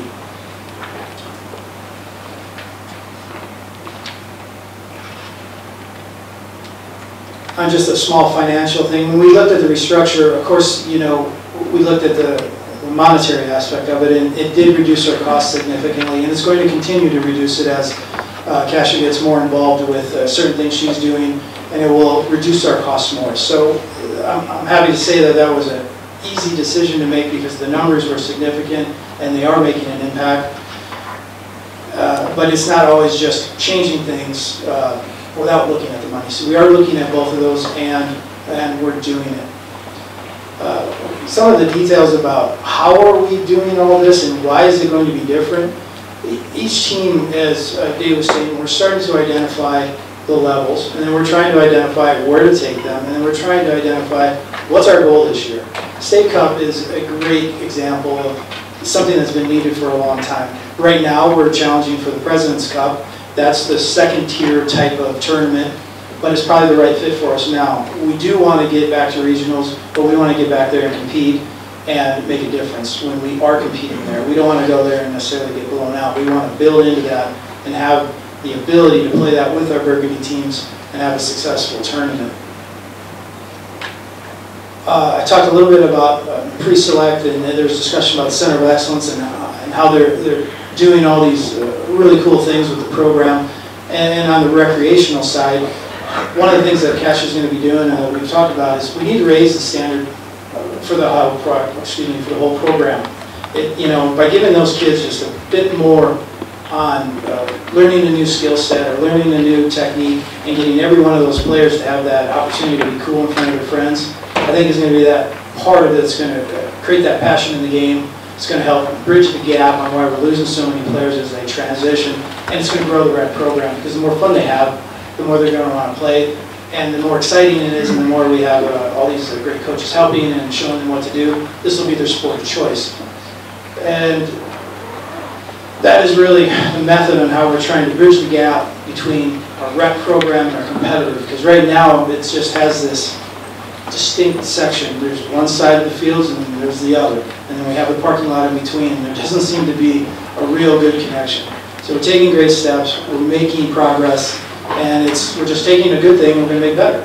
That's kind of the goal. We're doing a lot of great things, we've done a lot of great things, but okay, we're going to make it a little bit better, and that's an example of it. Some of the other things we want to do too, to try and piece together a better structure for our club, is creating a league. And we're talking with the state, we're talking with other DOCs in other states, and trying to create a regional league, or at a minimum statewide league, and have it multiple tiers, because it seemed to be in the past, either the league was too heavily tiered towards competitive or it's too heavily tiered towards the rec. So we need to create a couple structures within that 2 tiers and create an environment that's fun, a little bit more relaxed, and also create one that ties into our state cup so we can move forward with that, establish a ranking system, and make it a goal so the kids can walk around and wear their state cup badges on their uniform and get back to doing those things. So we made a lot of great changes, and I've been involved with every one of them. I've talked countless hours with Dave and the board, and I agree with all of them. I plan to stay the course. I plan to take what we're doing and make it better. And it's going to take time. It's going to be a bit more work, but we're setting the foundation, and we're going to tweak it and modify it, because as Dave said, like even with our Burgundy and white teams, we had to watch it for a year. We had to listen to parents' comments. One of the models that was standing out as showing its functionality was Josh Mums and a few other coaches. And that's probably the next step, is to modify it and tweak it and find that right balance to that huge group of kids that needs all that right attention. The other things we have to look at is how do we set our milestones between the 12, 13, 14 and up, and then we need a coaching structure and the right coach for each one of those. So we have a few of those things to do next, and that's going to take time as well. So, you know, we're moving quite fast, and we're making a lot of great changes, but it still takes time. And those are some of the things that are next, and you know, we're excited about it. We have a great staff, and we're very confident in what we're going to do. So, you know, that's me. That's what I've been doing. That's what I'm continuing to do if I'm voted in tonight. And yeah, I hope I get your vote.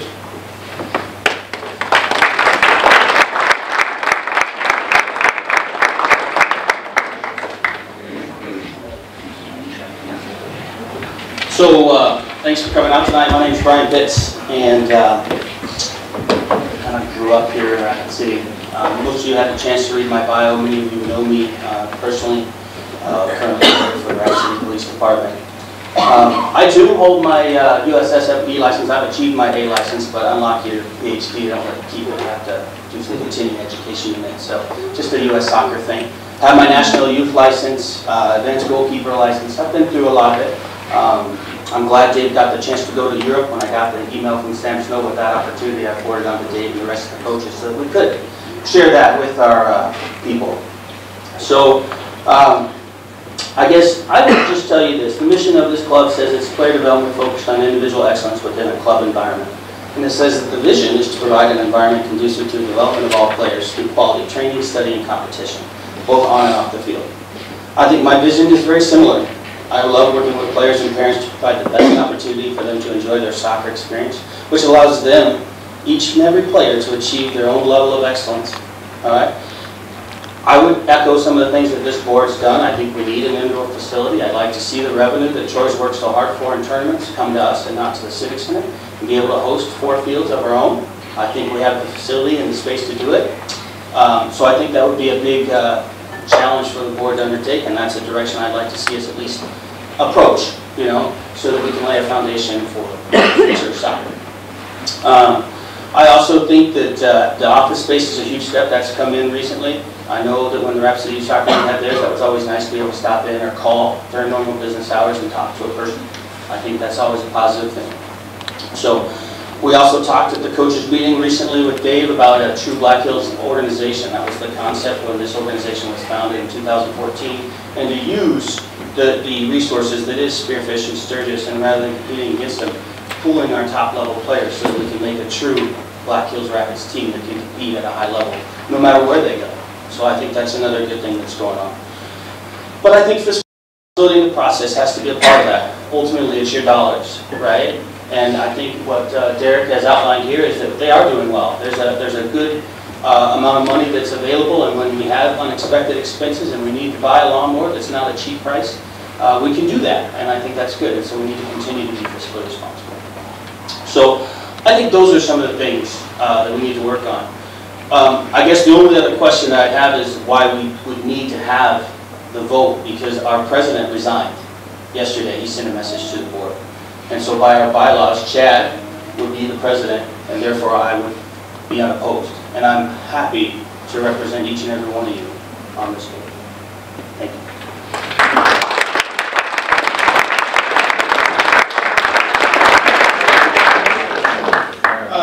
I'll respond to that real quick. We went and obtained a legal opinion on the issue about what my term was. So, I'll pull it up here. And I'm going to pass it out real quick so that you guys can take a look at it.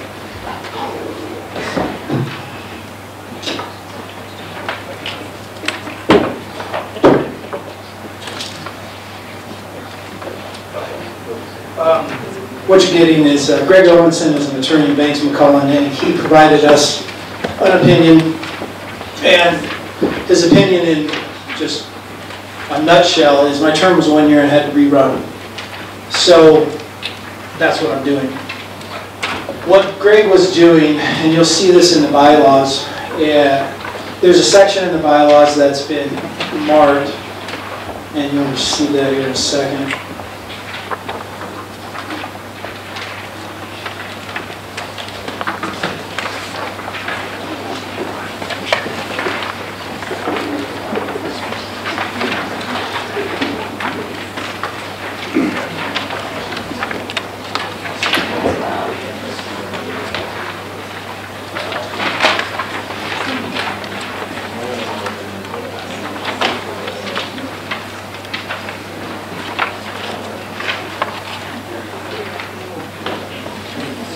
I'll let that get circulated a little bit. You're going to need a few seconds to review it.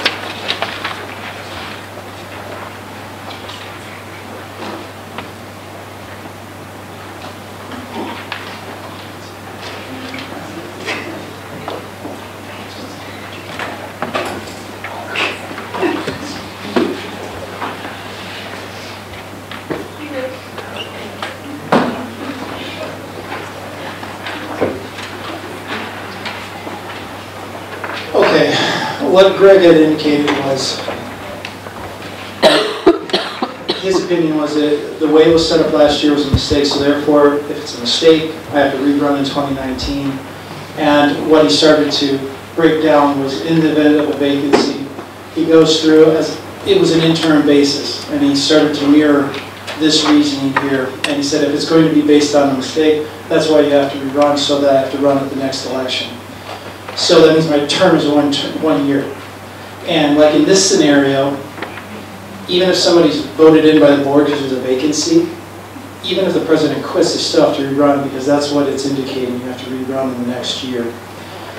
Now, I could take the easy route and just let myself walk into that, but what that does then is it kind of creates a little bit of a game, and it's inconsistent with our bylaws, and it's inconsistent with our legal opinion. So, as I looked at this, I'm going to follow the opinion, because what we had was a gray area in these bylaws. We hired Greg, he found a solution, he gave us an interpretation of what to do in this gray area and how to get out of it.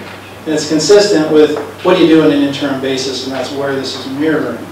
So that's what we're doing. So under that scenario, even if the president quit, I'd still have to run. And that's why he's indicating it was a 1-year term. The other part of that was just sticks out in my mind is if I were to let that happen, then that means just one person now decided who is the president for the next 4 years. And I don't think that's right. That's why this provision is written the way it is. If somebody is put in there on a short-term basis or as an interim, they have to run. That is exactly what it says. So this is your vote. You can decide who you want in there. I'm not going to let this game, if you will, happen.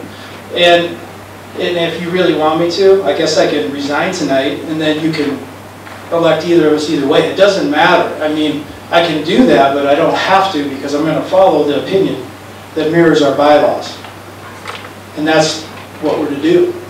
So that's why this is going to be ran like an election tonight. So what I would point out is this. When Booker resigned, he got, the legal opinion was given on what date? Are you talking about the one in their hands? Yeah. February 26th. February 26th. So we got a legal opinion on February 26th and said we were going to have an election for this position that we weren't going to have before that date. We were not going to have it. I was told that I couldn't run. It wasn't up for election. We've all seen the emails that came out. If you go ahead one sentence before this, it says, in the event that the position of the president becomes vacant prior to the end of the term, the president-elect will assume the office of the president for the remainder of the vacated term. So on February 26th, we had a decision. We were going to have an election. Since then, Booker's resigned. Our bylaws say that our president-elect becomes the president. So right now, Mr. President is here. He's acting. He has 2 years now to fill as the president. And I am the only one ready for the president-elect position. And that's all I'm saying. Thank you, Brent. Did you have anything else to add to that? Not currently. Oh, okay. One thing I'm just going to add is that sentence, that's not me. I wasn't voted in the odd year for 4 years. We had a legal opinion that said I'm only 1 year and I'm not a 4-year term. So that applies to the 4-year term. I'm the interim guy. And that's why I have a 1-year term. You've got a question in the back? You got a question in the back. So simply because you were elected in an off year, your term is in 1 year? According to our lawyer. If you were to go and look, it tells you all of these positions run 2 years. If you are elected to a position, it's 2 years. Should you be elected to the president-elect position, and you are still the president-elect at the end of your second term, you automatically become the president because the bylaws put a succession plan in place. That's what happens. That's what's the deal. So it also puts a succession plan in place should the president leave. 1 year ago, we were in the same position. Charles left for personal reasons, and Booker, the president-elect, became the president. That's how we dealt with it. That's how we dealt with it before, when Charles was filling someone else's position. It's always been done that way. Last year, there was a vacancy of the president-elect when Booker became the president. By our bylaws, we should have appointed a person. Instead, we had an election. It was presented to him at that time that it would be a 4-year gig, meaning he would serve his term as the president-elect, and then he would become the president. But what that did is it got us out of congruency with these. That's what happened. But it doesn't change the fact that today, as you sit here, our president resigned yesterday. That means our current sitting president-elect would become the president, which would make him not on the ballot, and then I would be your president. Okay. Well, one final comment is we weren't doing it correct in the past. It's always been a struggle. And I'm going to let the comments come out. So what happened in the past, it's not really relevant. We have a situation currently. We saw the legal opinion, and he outlined what the situation was. And, well, I mean, what? Can you let him talk? Go ahead with your question. So what are we going to vote for tonight then? Yeah. We're going for the president-elect.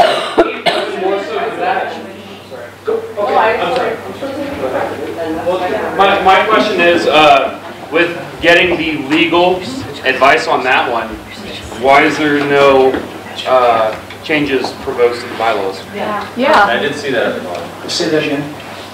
The bylaws, the board is not recommending any changes to the bylaws at this time, but you guys now have legal advice saying that what we have done was not correct, and they have outlined it, but we're not going to change the bylaws to reflect what the legal statement said?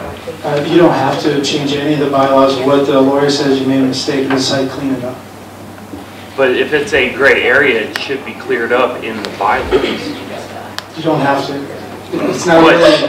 But should we? The aspect of bylaws have not been followed up until this point. Okay. So the legal advice is stating that this is how the bylaws should be followed. Okay. So it has not gone on point up until now. And so Okay. trying to bring it back into point. But Brad, go ahead. So say you were elected president-elect Correct. tonight, who would be the president? I automatically default to it, and so would Brian if he wins. And how long would you then be the president? 2 years, and then what the board can do to follow the bylaws is they can appoint somebody on the board and then follow the bylaws and the script you see right there, rather than what you saw last year and all the other years prior, so that we kind of end all these mistakes and mishaps. So if you became the president tonight, by the fact that the other trooper left, how long would you be president then? 2 years. 4 years. No, 2 years. No, it's 2 years. It's 2 years. Go ahead. It's 2 years either way? Shouldn't we also be voting for president-elect then? That's an appointment. No, because if you look at the bottom paragraph, in the event the office of the president becomes vacant and there's not a president-elect, the president shall be elected directly by the membership. It all rolls into the one. That's what ends up happening.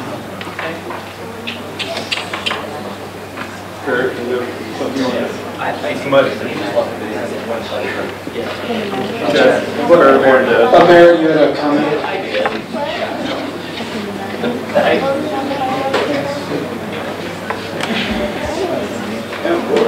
One of the comments I would make, and as I read the bylaws, and legal opinion is legal opinion, but one of the sentences that was left out for the remainder of the vacated term and the following 2 years. So if we go forward with this logic, Chad becomes the president.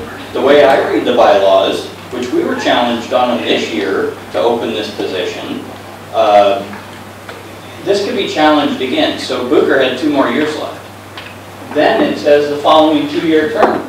So how do we get out of that? Because if Brian gets elected then as VP, it's supposed to be a 2-year term, and then he becomes president. So we're going to have 2 sitting presidents? We can't do that. So we're making this problem worse by extending this. There is inconsistency here. That's why the legal opinion was sought. This is the board's recommendation to vote tonight. We can get back on cycle. We can elect a president-elect who will then immediately become the president. The board can then follow the bylaws and appoint a president-elect, and we're back on cycle where we fix the problem. According to the bylaws. Who does the board have in mind for president-elect? Regardless of what happens, the president-elect gets voted in. That hasn't been discussed at this time. The board is at odds on this decision. There are some of us that feel that Chad should have moved into the presidency position as of Booker's resignation, because when we seeked our legal opinion, that legal opinion had nothing to do with the validity of Chad's election last year. It was the term. When Booker resigned, Chad was the current president-elect. And as you see in that first sentence, the president-elect moves to the presidency position at that point and fills out that president's term. Booker, 2019 to 2021 was his term. So there are some of us on the board that do not agree with what was presented. And I'm one of them, I will say that. And Mike, go ahead. So if we have all this conflict with the bylaw right now, this isn't your problem in the future. So it should be recommended to the board, at least me as a member, I think this needs to be heavily looked at for the future. And it will be. We already have a plan. We are planning on looking at it this summer, and this is one area, but there are other areas that need to be addressed, which is part of the reason we didn't recommend any changes, because we know there needs to be more than just this one thing. Okay. So yes, we do plan on looking at it. Okay. Part of the problem with just allowing somebody to quit in that 11th hour, you could then rig every election for the next 20 years by having the board appoint somebody have them have one opponent, have that president just step out in the 11th hour, boom, they're automatically defaulted into it, and then it just carries on and it robs that vote from you. So I don't want to do that. And I'm not going to be a part of a rigged election. So I'm putting it in your hands. And that's why we're going to do it that way. And like I said, if somebody wants to correct a technicality, I'll just quit right now. And then you can vote, because I'm already on the ballot. Go ahead. I think the solution is clear. I think it's clear that you stepped into president. You were voted last year. But the opinion said I'm done in 1 year. I can't do anything about it. I'm going to follow it. But, who says we can't say that that's how it's going to be? Let's take a vote.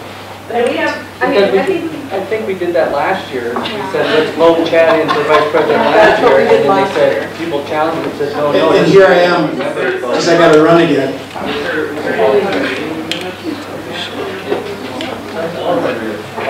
So this was in the minutes last year, why wasn't it on the minutes? Our legal opinion said I was a 1-year term, and it's in the minutes. What's the question about the minutes? I didn't think I saw it in the minutes in the 2018. But they were kind of, he went through them kind of fast, so I didn't, if they're in there, they could be, I don't know. No, and that was discussed with the lawyer, that it was, here's how the position was presented when it was voted. He said it doesn't matter. And I don't remember the legal term, some fancy Latin word, that he said, basically it doesn't, just because the boards have done it wrong or inconsistently in the past, your bylaws are still your bylaws. They're your governing documents. It doesn't make them wrong. It doesn't mean you've automatically accepted new bylaws by doing it wrong. I sort of look at it like speeding. You can speed 10 times, not get caught, except for the last time. You're still wrong, and you still got to pay the fine or whatever. So we still have to follow the bylaws. If Chad moves into the presidency, we have an inconsistency again. We're going to be dealing with this again in 2 years. But you don't have an inconsistency. We do. What you have is you have your president-elect taking in the president role for your bylaws, Section 2 of Article 5, Section 1, and then you have somebody who's running for that position at this time. But if I could continue. Go ahead, Brian. Is there a reason that we would do this to try to prevent Brian Pitts from becoming the president-elect? Good question. I want it to be a democratic vote, period. I'm not going to sit here and play any more of these games. I've dealt with it all year, with all these things. I'm done. So, it's going to be about one way or the other. I can, like I said, if you guys, I'm not going to sit and be a part of some last minute 11th hour thing. I'm not going to do it. You vote me out, I don't care. But it's going to be a vote. Well, then why are we discussing it? What's the vote?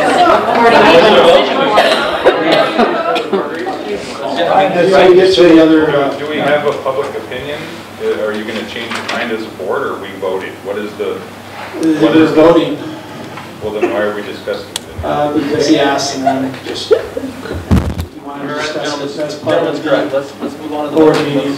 Are there other offices we need to hear from? Yeah, we need Secretary, we need to hear from the member at large, and then we need to do the open nominations. And we have one last question back. I just don't understand why your term being only 1 year matters. It doesn't say anything about how long the president-elect's term is before they become the president. So can you explain why the year matters? It's, are you asking me to explain the lawyer's opinion? I'm asking you why the issue of your term only being a year matters. You're the sitting president-elect. It was a split issue. It was a split issue a couple of board meetings ago.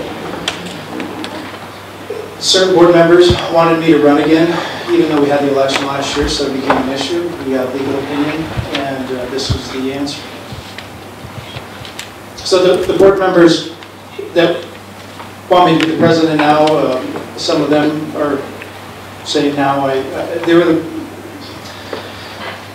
people wanted me to run again, and here I am, so that's what I'm doing. So that's it. It doesn't say anything about you having to have a certain amount of term to become the president. No, it doesn't say anything in here that your term has to be a given amount of time before you become the president, shall the presidency become vacant. It is treated like an interim basis in the bylaws, and the lawyer said it's a 1 year term based on his interpretation of the law. and how it worked in this gray area that was created by the last board. It's because that's his answer. Brian, how about we get one more comment, and then we'll move to the next group.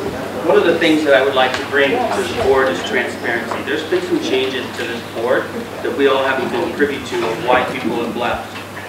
But when I heard of some of these things, I chose to get involved. So I just want to share a couple of things with you. You all received an email on February 10th stating I was running for the president-elect position. You may have seen it, you may have not. You also received an email on February 11th, and my name was not on it. At that time, I went to a board meeting. I was called to a board meeting, only me, and I asked them to bring all the other people that are coming. So Chad came, and Jake came, and we had a conversation. And at the end of the day, they had a legal opinion given to them in January that said they had to have an election for the president-elect, and I was told, no, it's not up for election. And so I was told the safe play was, he was elected for 2 years, he's going to do his 2 years, and then he's going to fill the term in for Booker. And you all received an email on January 19th asking you to vote for things that put us out of congruency with our bylaws because it gave people more than 6 years in office, which is not there. After that meeting on February 25th, they sought another legal opinion. It said the same thing. Now, we could seek a legal opinion as to whether or not he should just assume the role of the presidency, but I think your question is appropriate and accurate, Doug. And I think that's the question that needs to be asked in the room tonight. Why don't they want me to help this organization grow?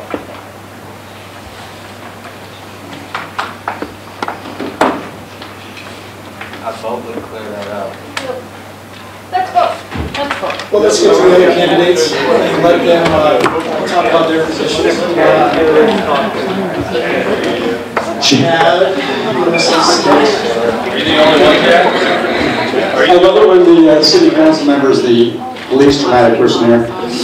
So, let's just start out with the fact that obviously I don't even have anybody to run against, so I can just not say a word. You win.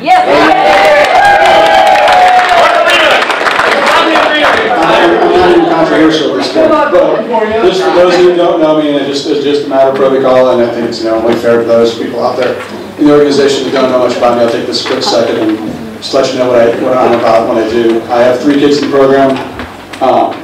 I'm probably the only person here that has a kid named Vladimir playing soccer. You do. But the truth of the matter is, I started coaching rec when I was like 2011 as a rec. My kid was a U6, I think it was, and then I moved over to the outside of the fields with the 08 girls. Luis asked me about the pre-select, which was the academy at the time, and went through a couple of iterations of head coaches. I was the assistant coach, and then we got Josh Munn, which obviously really changed the program for us. And I've had the ability to learn underneath of him. Learned a lot about soccer, became a lot better coach because of it. Obviously still learning from him and talking to him, get my D license, which made a huge difference in how I view soccer for your kids, especially, and I view this organization as well. I think it's more about, it makes me really think about the way we do it, about challenging the children to learn on their own and, work as a team, as opposed to just telling them what to go do all the time. And that really makes a big difference in their abilities, I think, and I've really seen that work for our team a lot. I mean, I think when we do the white reverting thing, we practice together. There's a lot of girls that flow between the 2 teams sometimes. Yeah, I don't want you to watch from me, but anyway, the point of the fact of the matter is all this that we're talking about is very effective, and it really helps a lot. Like I said, I'm obviously on the city council. Most of you probably already know that. I survived the Quaker years. I can survive this. This is not that big a deal. I'll work with whoever wins. I honestly just think that it's about the kids. You got to focus on that idea. I really think everybody's got the heart in the right place. There's just different ideas about how to get there, and I don't know all the answers to all this legal stuff. I just want to know that I will work with whoever's there, and I look forward to serving you. And I think it's I'm the kind of guy that just gets involved for better or for worse, and so that's why I'm here. And hopefully, I will try my best to stay the hell out of the way. Let these guys run the board. Let the staff and the coaches do it. Just give them the tools to do it and not micromanage the place. So thanks.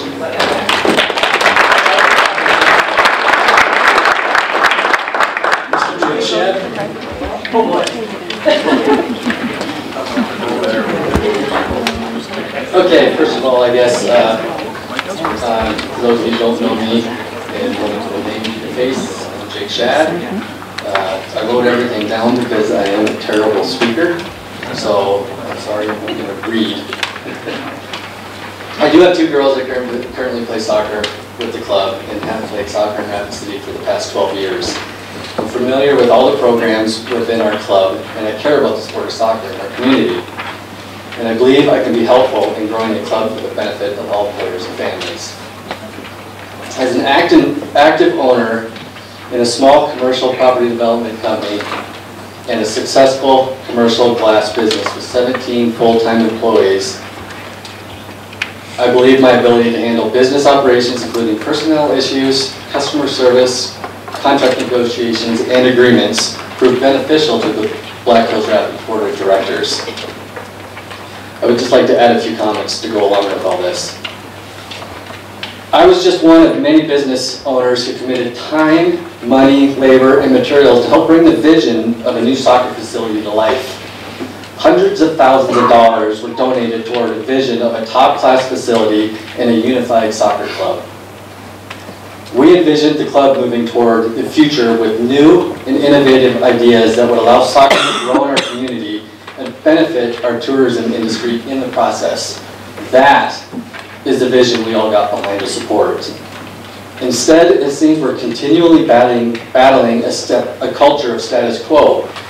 We're fighting those who won't let go of the past so that the club's members, coaches, directors, and paid administrators can embrace new ideas, directions, and changes. I can tell you from conversations I've had with business leaders who supported the facility and worked to unify the 2 separate soccer organizations. They do not want to see the Black Hills Rapids fall back into simply funneling kids through a program. We need to move forward. We need to strengthen player development and create clear and solid pathways for all players. Yes, all of them. From the weekend rec player to the advanced player who wants to compete at the highest level. Because to me, not one program is more important than the other. The Black Hills Rapids organization has made some great progress since its inception, but it's time to be serious. We can make our Black Hills Rapids a premier soccer club, one that we can all be proud of, as long as we keep moving forward and stop the power struggles of old. Pathways for the players are now locally available for both the boys and the girls.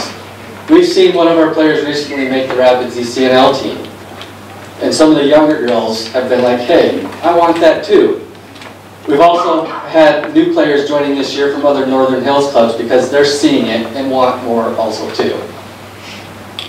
Ask yourself, why are so many of our players traveling all the way across the state for ODP or Dakota Select tryouts, practices each year? Or how about the fact that we're losing players to South Dakota United? For more soccer? Better soccer? Why?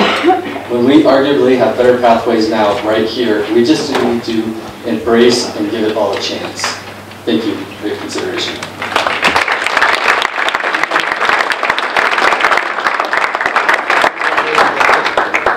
Mr. Ward. Hello, my name is Amy Ward. I have 2 children in the soccer program. I'm at definition a crazy soccer mom. This program is true, near and dear to my heart. That's why I want to become a part of it. I want to become a voice. I want to become, to help make decisions. It's just very important to our family, and I want this program to be a part of everyone's family that wants to be a part of it. I think we need to make sure that we do focus on the children. The kids are our #1 reason we're here. If there weren't any kids here, we wouldn't be here talking about this as passionately as we are today. So that would be my vision, is to make sure that we keep kids in mind. I want to be a voice of reason, a voice on the board. Knowing that it is so important to my family, I want to make sure that we can have this program for other families in Rapid City. Thank you.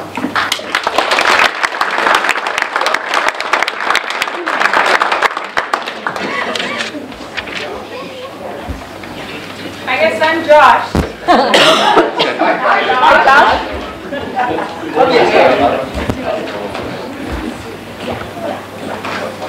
No, I don't. Can you guys hear me in the back? Yeah. Okay. Josh had emailed Derek and I earlier this afternoon.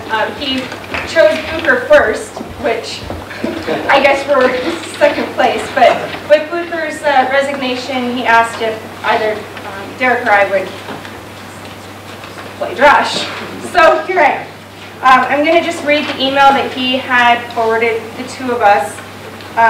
It says, "Dear members of the Black Hills Rapids, thank you so much for the opportunity to share my vision with you all today. I have to apologize that I am unable to be with you in person, but work has taken me out of town. I never imagined that I would be running to represent you as a board member, but recently I have felt that a voice for all the members was needed. I believe I am that voice. I have been involved in Rapid City Soccer for almost 15 years. I have coached for both past clubs and 2 high school programs.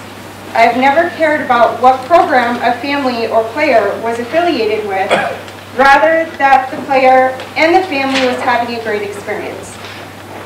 I believe it is now my time to step up and influence the decisions that are being made, so that we can all say that there is a member on the board that is looking out for everyone in this club, from recreational to the DA.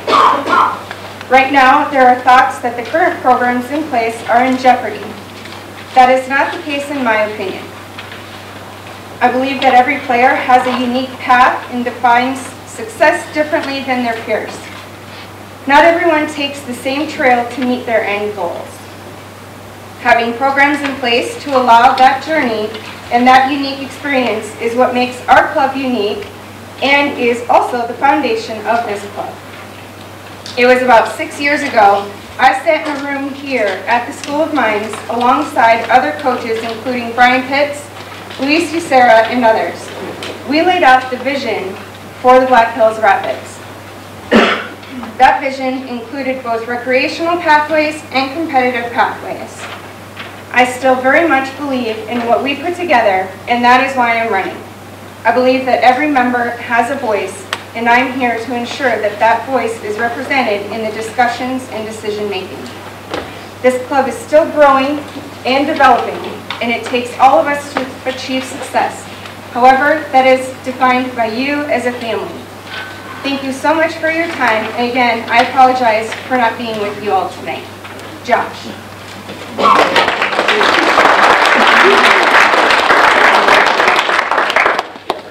Oh, and Yes, that's the next item of business.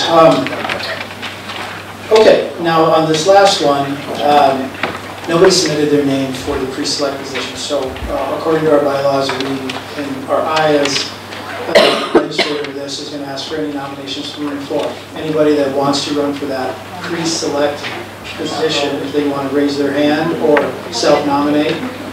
We have 2. Can I get both your names? Jennifer Placencia. Spelled last name.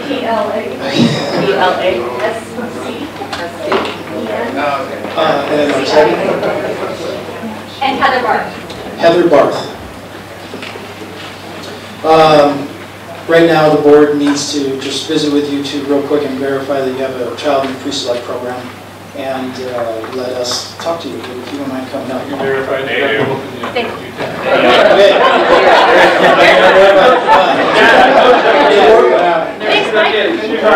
She's on your daughter's team.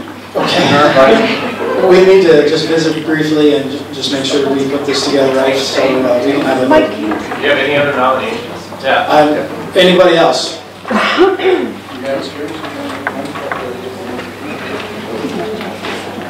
Okay, never mind.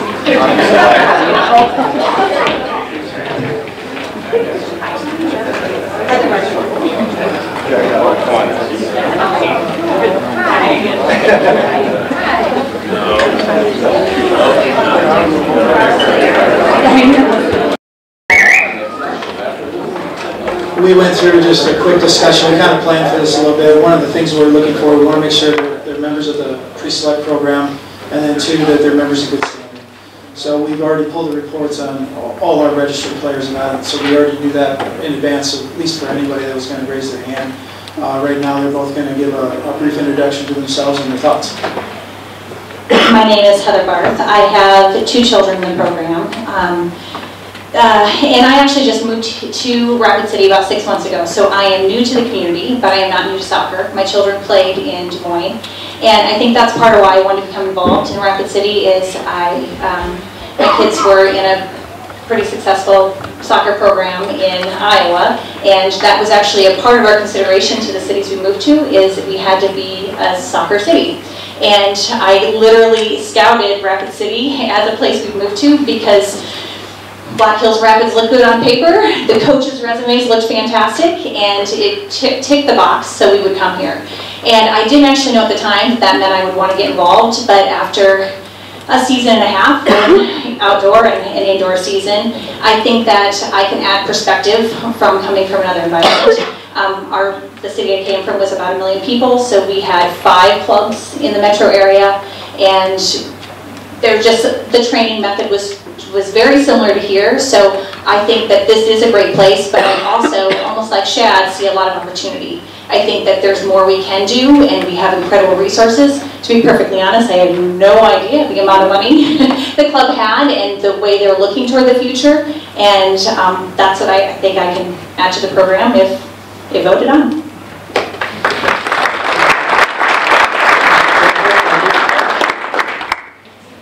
Hi, I'm Jennifer Placencia. I have a daughter who's U16 Select and DA program, and my son is a U10 pre-select player. I should have wrote some notes like Jake did, but here I am. So first of all, my daughter started out in RCYSL many, many, many years ago, and I knew absolutely nothing about soccer, and at that time I started to learn about it. Then at some point Josh suckered me into coaching a rec team for a little while, so I did that. And that's when I really had to start learning some stuff about soccer. And it's been great for both my kids. And when my daughter decided she wants to go to college and play later on, I started searching for more for her because she does want to, get better and keep competing at a higher level. For the pre-select players, I was so happy this year to have JJ's program and just getting the Center of Excellence. Jericho did that once, I think, with Dave's wife, quite a few years ago. But just having that foundation coming back for those younger players, that's going to help them grow and succeed as they, start reaching these higher levels of play. I think as a youth organization, we have that responsibility to provide them with these opportunities to grow and allow them to go see bigger competitions and to develop them, both on the field and in the community and as people. I don't know, I'm really excited if I get elected to be on the board and get to see these changes and get the opportunity to see this club grow and really become something special and something to note of. So, vote for me, I guess. But thank you for the inspiration.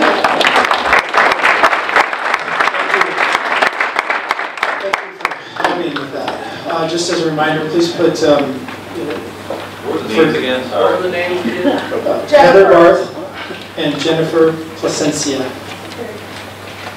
And then for the Chads, make sure you put Chad Lewis or Chad Williams so there's no confusion, but it shouldn't be with color coding. What's the good looking one? This is why you're hired. We'll let everybody write their names down. What we have is a bucket that we're going to pass from the back, and we're just going to have everybody throw the names into it, and then we have a process here where Steve and Bridget are going to go back in a separate room and count everything. Steve will count it once. Bridget will then count it a second time to make sure they add up equally, and then Tony will be in the room to watch to make sure that everything's done correctly.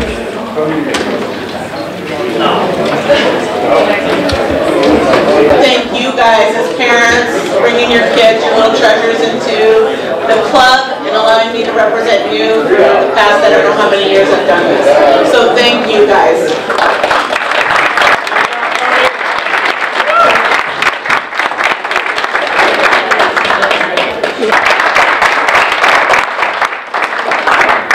Okay guys, we're going to start knowing Chad Lewis has been voted in as our new secretary.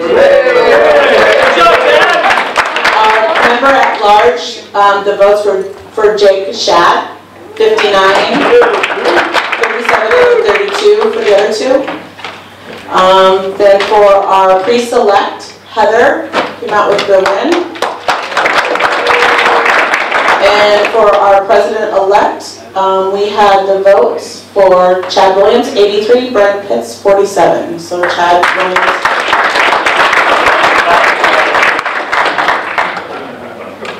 Thank you, everybody. Thank you, everybody. I don't, I'd like to make a motion to adjourn. Can somebody do that? I make a motion to adjourn. Can I get a second? All those in